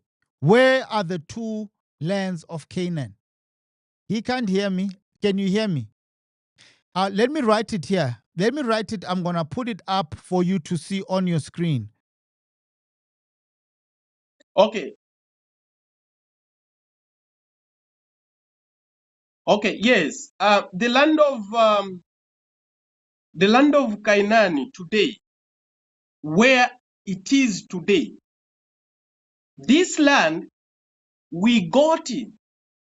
We got this land because when our ancestors migrated from Egypt, gone to this, we started fighting them. We really fought and we killed them. Some whom we defeated, we integrated to us. That's why when you read, should be the book of 1 Chronicles, that's chapter 3, should be chapter 3, which says that Judah married a Canaanite woman. So we defeated them. Some we integrated to our culture. Some we married them, but some we killed them. So that land we got, the second land of Canaan we got. That's why you see in part of Sudan today, Nigeria, West Africa, like Cameroon, those West Africa there, Burkina Faso, all those, they are mixed people there. They are Bantu, and then they are, which they call Nile. For me, I don't use these terms because they really sound, they divide us. These are our brothers. So these are our brothers. We are all Bantu people. Bantu, it means ba, it means so. So we are people, they are our people. So that's the land which we occupied up to today. Up to North Chad, there, that's our land. We got it, all of it, even the first land of Canaan, which is the west part of Egypt. We got it, and we lived on this land up to Southern African and the east part of Africa, like Tanzania, Kenya, Uganda. Actually, Uganda, Congo, Rwanda, Burundi, this is the center of Garden of Eden. In the next time, we'll discuss on that. So that land, all that land was the land for the Bantu Israelites people. Now, when you read scriptures further, our Creator brought us together in some ways. Some people, they say, no, these who came from Canaan, they never integrated with us. No, they integrated. When Yeshua was born, he lived in Egypt for many years. Why he lived in Egypt? Because he wanted to integrate those people, the sons of Mizraim, who lived on the east. Those people who lived in Ethiopia today, because they are our brothers. Okay, to integrate, to bring us together. Okay, that's why when you read in the Yeshua time, they says that there's the verse which should be John, the Gospel of John says that when he was at the water, the well of water there with this lady of Samaritan, say, no, I can't give you water because you come from this tribe, me, I come from this tribe. This lady was on the, Samaritan is on the north part of Africa today. So he came on the shore where he dug the well there. So he came to unite us. We are brothers and sisters. But the land for Israelites, the Bantu Israelites, is both land of the first land of Canaan and the second land of Canaan. We got it up to South Africa. Not the land they are telling us that Turkey. No, go to what? No, that's not the land. Okay. Okay. Family, the lines are opened. We want you to come in to engage Brother Chilumba. We will give you about 15 minutes and then we will end it. Brother Chilumba, can you hear me? Yes. Okay. Have you said everything you wanted to say? Because this is not the only thing we wanted to talk about. Yes. I've done, even though the network, I don't know what's the problem, because for real, everything I did well. Okay. But I don't know what happened with the internet. Okay. As I'm saying, I struggle to understand. Can you just give us locations now and say, this land of Canaan, number one, are you saying it's in West Africa? The first land, yes, the first land. Okay. And the second land, are you saying it's the rest of the continent up to South Africa? The Canaan land You see, he got from, I said he got from the Emis Cows mountain there. Now, this land, these guys migrated because our ancestors lived in Egypt for 215 plus years. So these people, Canaanites, migrated. No, he had 11 children. When you read Genesis chapter 10, you see, verses 15, 13 to 15, there to 16. He had 11 children. So these children were scattered in the land of Shem. Some they were in the west, some they were on the north, some they came down Southern African country, some they were in Congo, some they were in Namibia, some they reached even up to South Africa, because they were I actually is the one who had a big number of children during that time in the history of that time biblically. He had 12 by that time, 11, sorry, by that time. So these people, they scattered to our land. This one this side, this one this side, this one this side. Now, when we came now to occupy our land now, we now started now destroying them.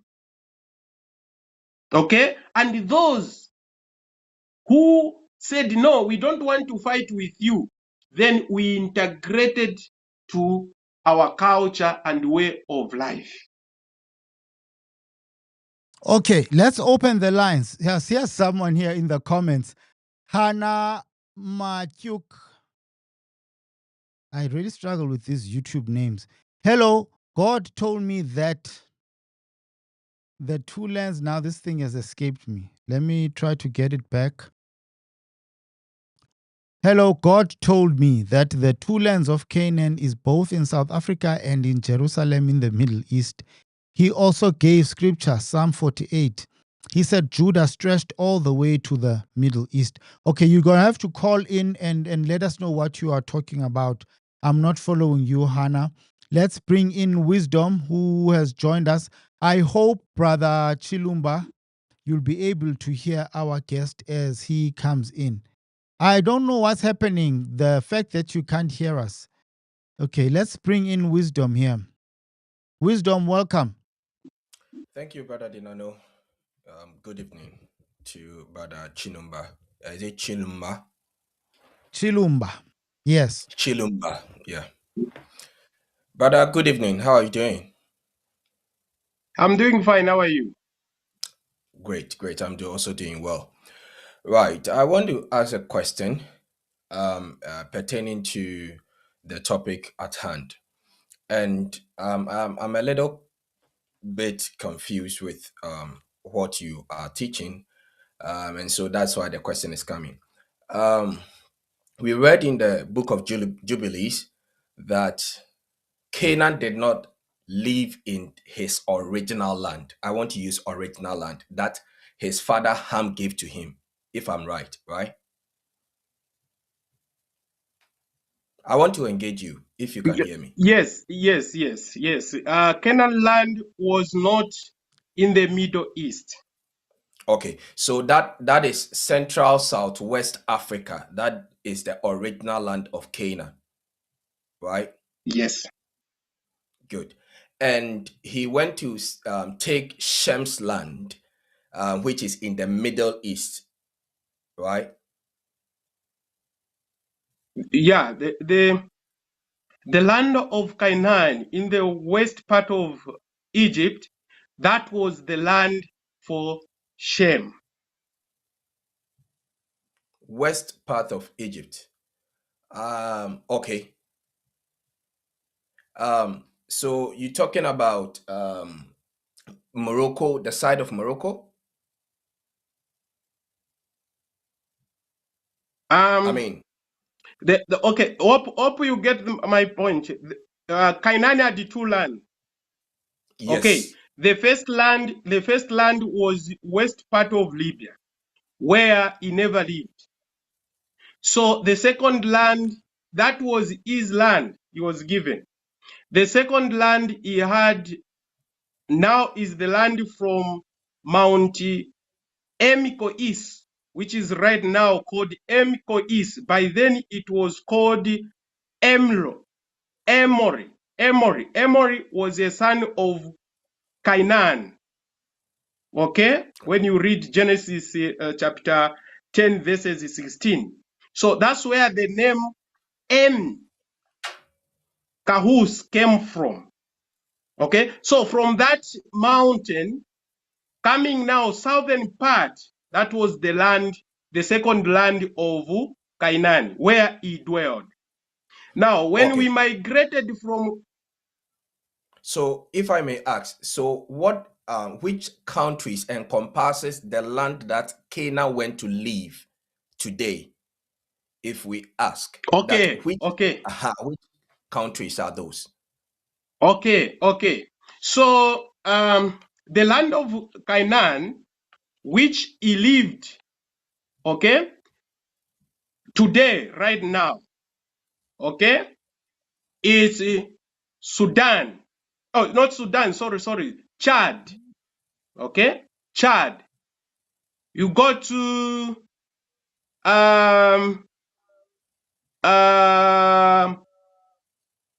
which country? Cameroon. Okay, Central Republic, Congo, North Congo. Okay, and go east, bordering Sudan, because that's what Jubilee told us. And on the west, reaching to the ocean, Cameroon Ocean. That land is the land he lived. Now, when they started now multiplying, they started now migrating, because he had 11 children. Okay, and the children I've told you who is Emory lived in North Chad. So they were scattered. Sidon lived in Congo. Okay, North Congo. They were scattered in different places, and also they had their own children. So they started migrating, following different issues. That's how now they migrated some up to the southern part of Africa, because 211 years is a big period of time. And remember, only Yakub, whom you call Jacob, who migrated, we call it Aliyah, which means Israel, is only one who migrated from there to go to Egypt.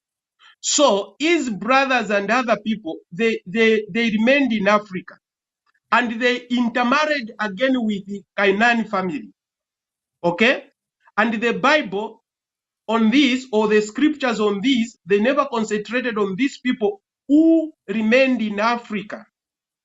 They concentrated on the chosen people who migrated from Sudan, go to Egypt, and come out from Egypt, go back to get their land. Okay, but people who remained there, okay, they intermarried with the children of Canaan.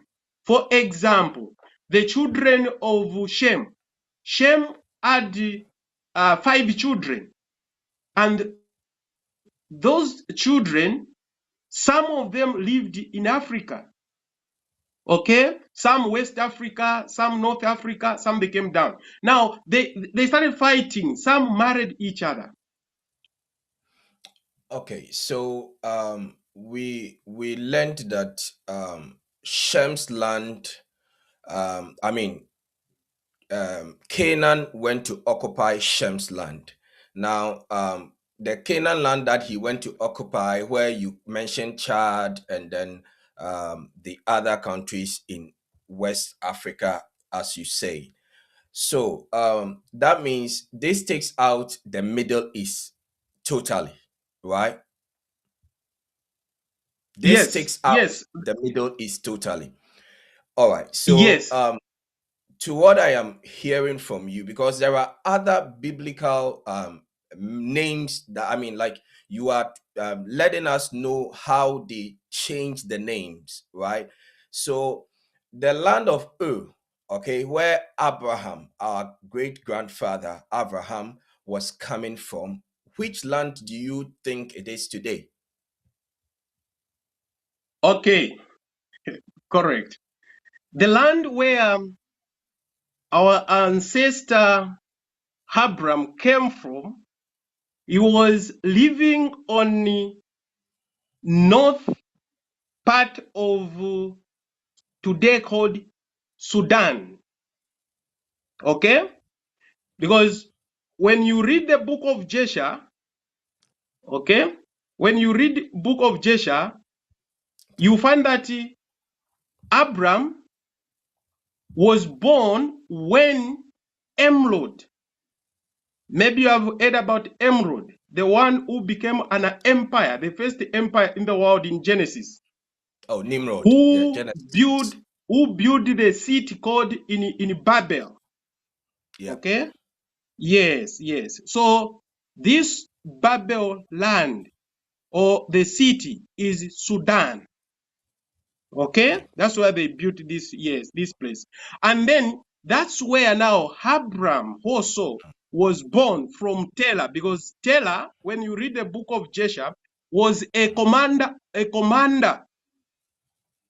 okay, army commander of the army of Emerald. So when Abram was born, Emerald wanted to kill Abram because his intelligence told him to say, he will come and get your power. Because when Abram was born, there were a miracle which was happened. The shooting star happened there. So, and what Taylor did, he hid Abram in the cave, okay, in Sudan. Yeah, I've been reading the other books, like the book of Adam and Eve, the book of Joshua. So I believe I understand that. And where would you also place Syria or Assyria? Okay. Syria, you know, these names were changed politically. And who did this are some theologians who were fighting us, because the name Paul does not exist in Hebrew. If you have time, I could show you. Okay, so Paul and Peter, I'll mention the way they mention in Christianity. Paul and Peter and other, they went to preach in Rome, because you see, when we were in Egypt, there were some Bantu Israelites who went for business and slavery in the Middle East right now up to Rome. They were captured there. So Paul and Peter went to preach there so that these people also, they will not die like that. Okay? When they were preaching, our people who are living there, they are not our people, but people who are living there, the descendants of Japheth, converted into which they named to say Judaism. They were converted, okay, to our spirituality. When they were converted, we gave them rules according to our Creator, the way He instructed us. And now, what happened now? They started fighting us because they wanted to be in power, to start controlling our spirituality. And when you read very well in the scriptures, the Bible says, let them join. But when they join, let them follow what we follow. So it fails. They failed to follow. What did they do? They started fighting us in 50 to 40 to 45 AD. They call it AD. They started fighting us. That's when now, in Antioch, let me just make it shorter. In Antioch, they started now forming a different spiritual movement. Later on, in 70 AD, when there was distraction there now, killing us and killing our people went to preach there, In 90 AD, they started now building it strongly. Even if theology, you are calling it organized theology, they built during this time. That's when they started now changing things. The names, the even chapters, okay, until there's a person called Martin, I forgot his name. The one they called that is the one who organized theology. And in 152, they really built this name called Christian. 325 AD, they finalized.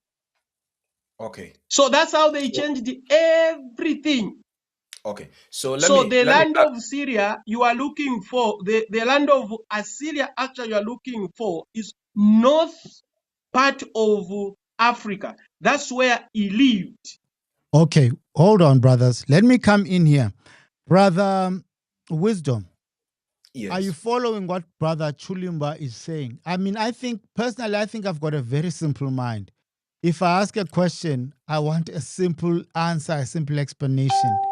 And I am struggling to follow everything that Brother Chilumba is saying. Are you following? Are you getting him on your side, Wisdom? Yes, I'm getting him, but as if he could make it much simpler, I would much love it, because most of us who are listening, especially as I said, where would he place that? I mean, Assyria or Ashur or Syria. I think if he had made it simpler, like it will make all of us follow, because I have other, biblical locations, so that it will match up, so that the map would make very, clearer for us to understand. Yeah. Okay. You know what I'm going to do? Because Brother Chilumba, I am struggling, right? And I remember the first time I heard about this concept, I heard it from Brother Kidao Joseph Kilua. So I think this is where I want us to end it today.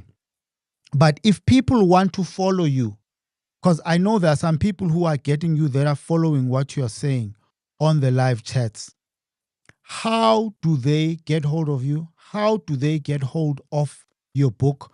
Because this talk was supposed to be referencing your book, right?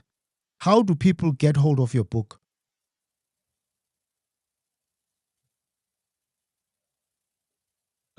Yes, my brother. Where do people get your book? Where can they get your book? Your book. Where can people get your book? Okay. Yeah. Thank you very much for listening to my submission, and Your book. I really. Your book. Where? Your book.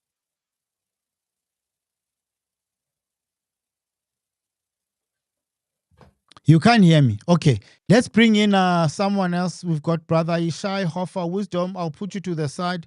We'll bring in Brother Ishai Hoffa here. Brother Ishai. Brother Ishai is shy. His camera is not on. Welcome, Brother Ishai.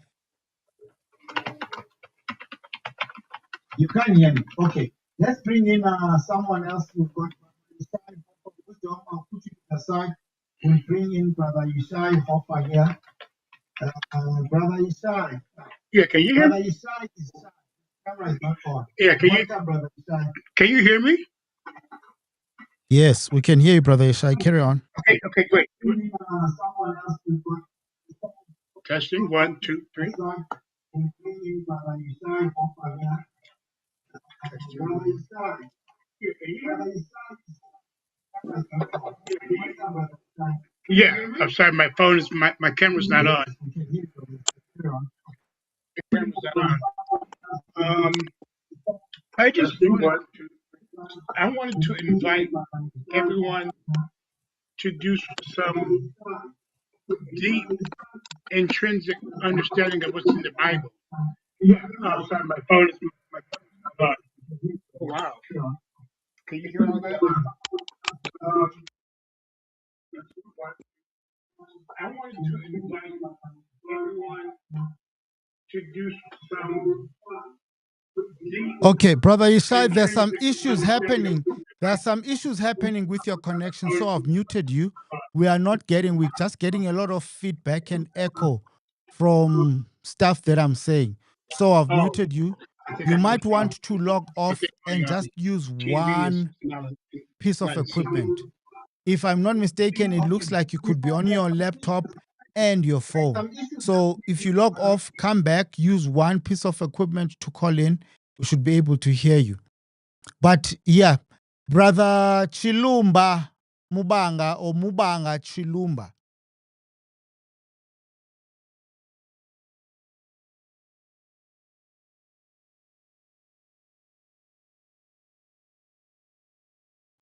Okay, let's try Brother Ishai.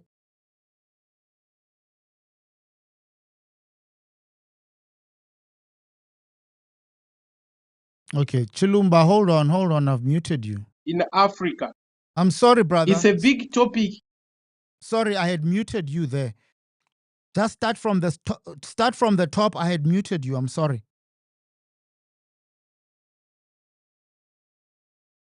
Yeah, I do what? Go on. Okay. So, he wanted to know the place where the sons of Shem were living. If we have time, we could I could show all the viewers where the sons of Shem lived in Africa. I think the previous time my brother was not with us when I was explaining who lived in the east part of Egypt.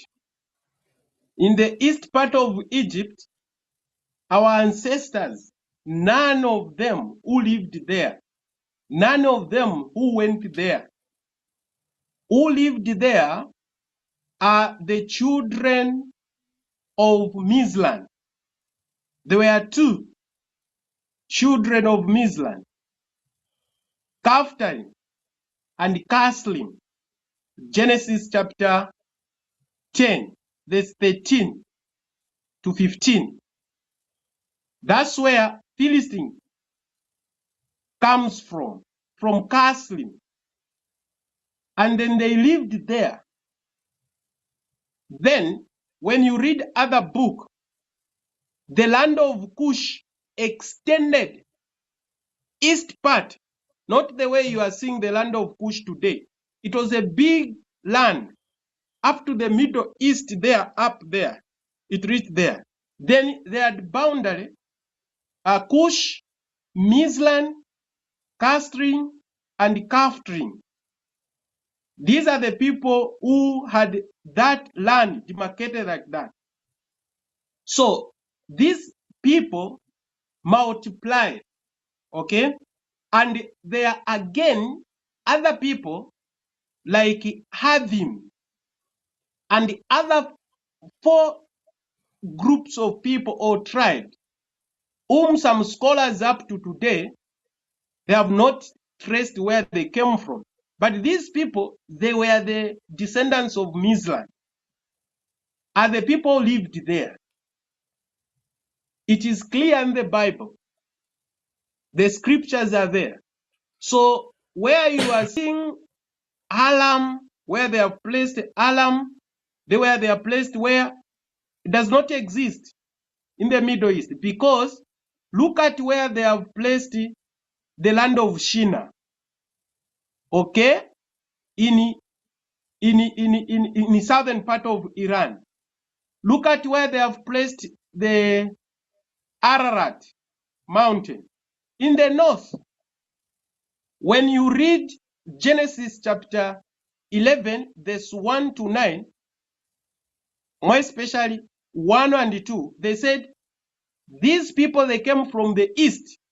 Now, when you look at it, where Ararat is on the north and Shinar on the down, east part of Iran, it's not where Ararat is.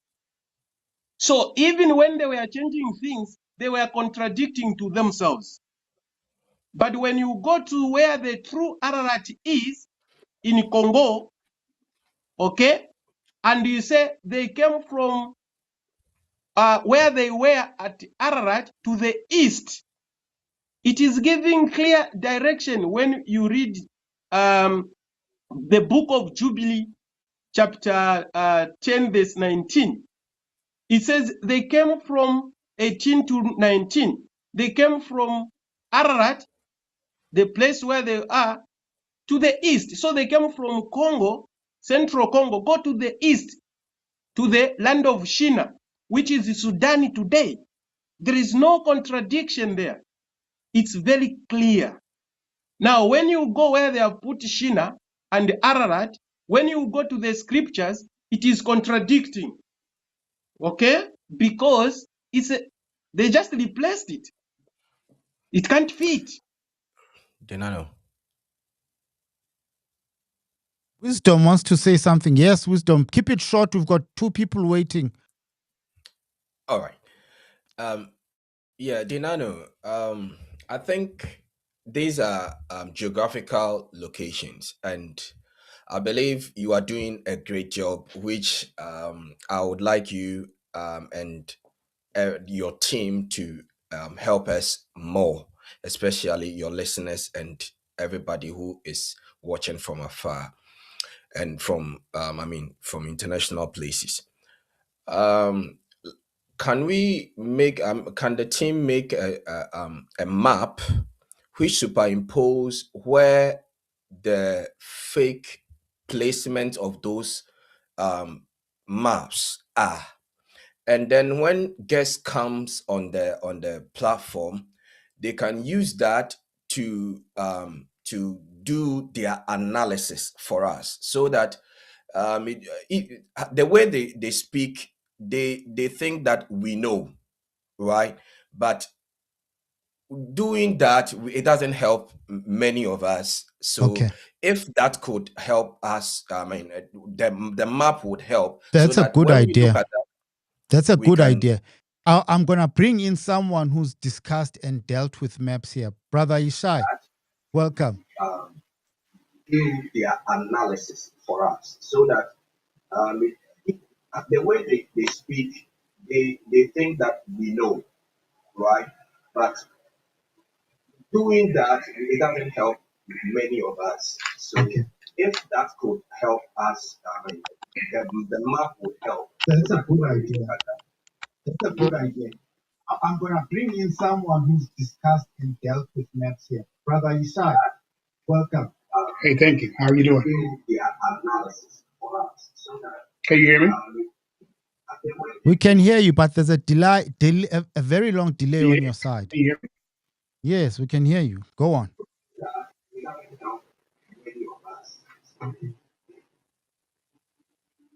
I can neither see nor hear you.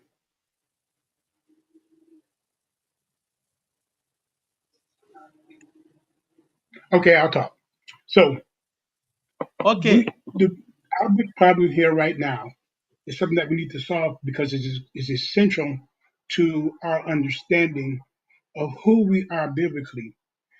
And I don't want us to wait around for each other to come up with the answers.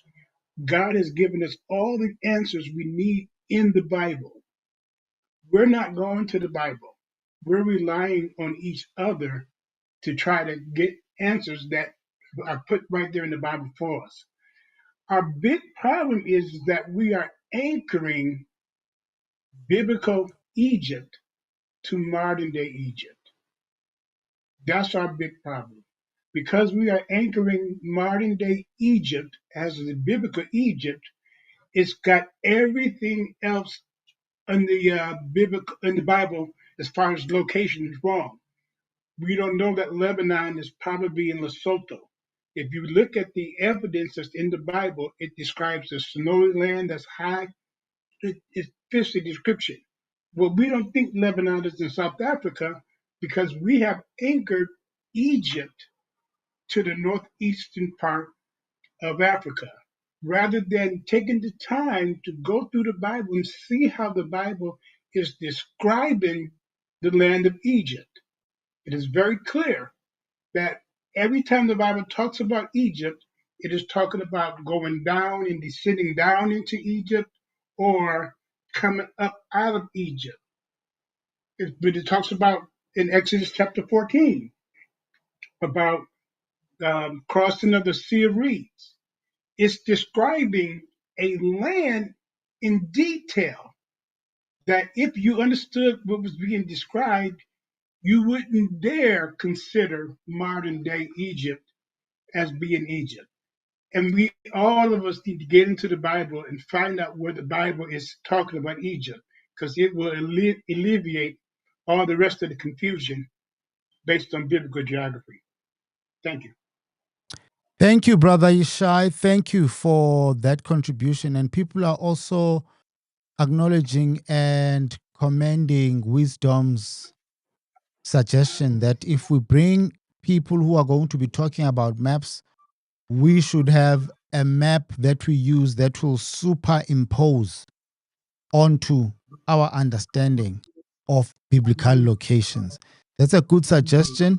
And that's why I brought you in, Brother Ishai, because I know you're a person who's been working with maps of old, trying to show us where those locations are today, because the maps are seemingly deceiving us, correct? And that's why I brought you in, Brother Ishai. Okay, looks like Brother Ishai is struggling there. Let's bring in Sinetemba. Yeah, Sinetemba, welcome. yeah. Well, we Hi, can do. Brother Dinan, how are you?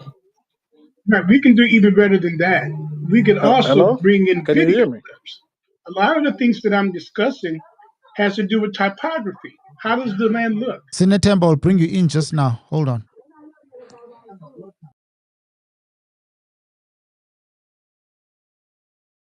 Sinetemba, welcome. There was a delay with Brother Ishai, so whenever I was talking, he would only get me like 15 seconds later. Welcome, Sinetemba. How are you? Oye, ngiyaphila njani bhuti? Siyaphila baba. Uphi ukuphi? It's not the first time Nah, you're here. Kruger stop. I'm in the law. Okay. What are you Yes. saying today, my brother? Welcome. Thanks. For me, it's just a comment. You know what I've realized about us now? I think this thing of us going to church and everything, people instead of learning and understanding, they taking this thing too spiritually. If you go and take it too spiritually, you will never understand it, and people they'll keep on denying the truth even if it's right in front of their eyes. I would just like to quote this, just that I'm not sure where you will find it in the Bible. There was a time where Jesus, even though Jesus is not the real name, where he was talking to Peter, where he told them that once you fully repent, you must make sure that when your brothers have repented as well, you must teach them the way I have taught you, so that they will understand. So now the biggest problem we are facing now, we are too spiritually forgetting that not everything about God is spiritual. We have to learn and get our mind to be rich so that we'll understand things spiritually and physically, because people are just focusing on the spirituality, that's it.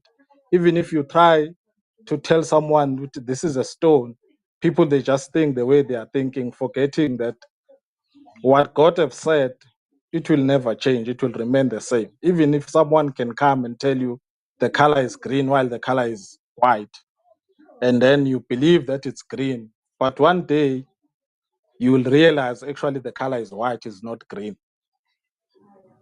All I can say that if our brothers and sisters, they can just a second stop to be, they must just a second, just pause and not to be too spiritually, so that they will understand.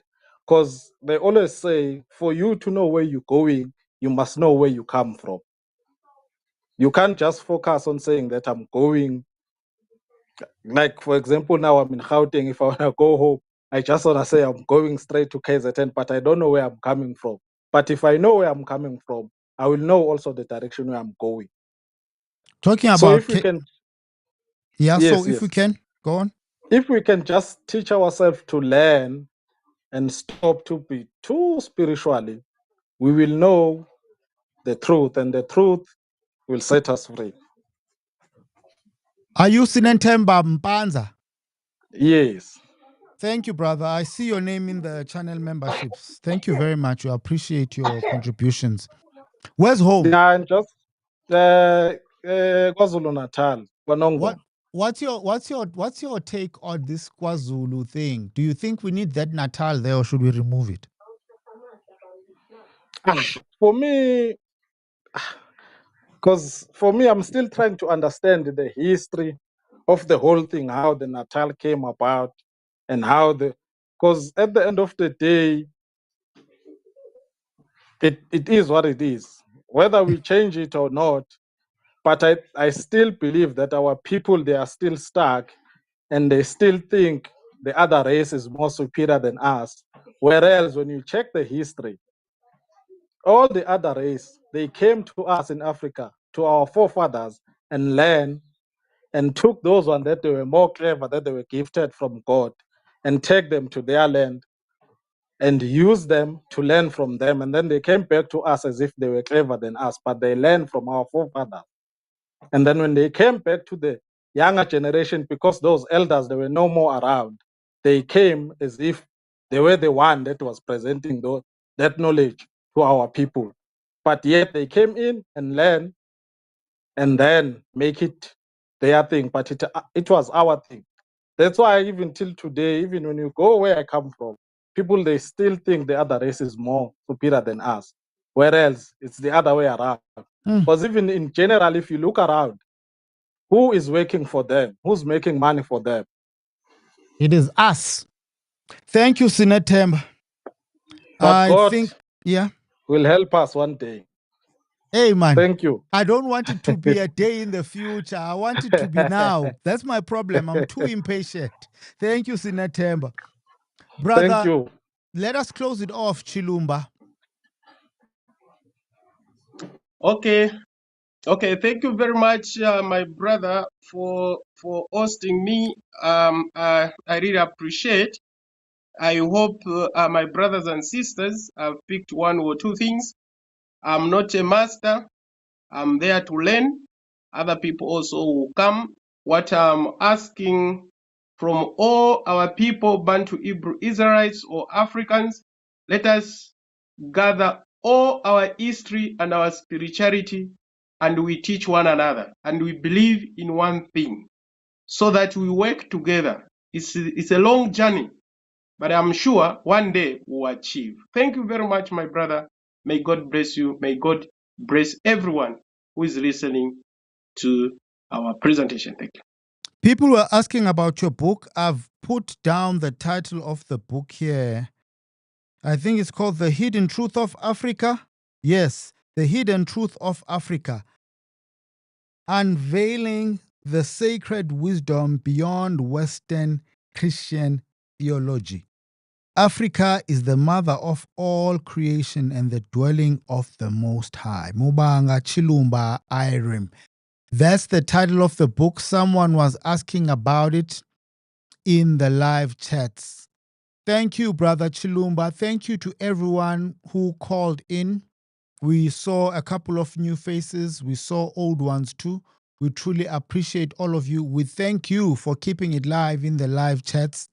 Let us just acknowledge everyone that has given during this broadcast. We had a £5 super chat from My Makers TV. This is Wisdom, who also had a very good suggestion that when people come to present maps, we should have a map that we use to superimpose on top of it. For example, my understanding was that if we have the current world map and you are a guest, you are bringing ancient locations to us, trying to teach us where these places were in biblical Israel or biblical land of Judah or the lands of the past.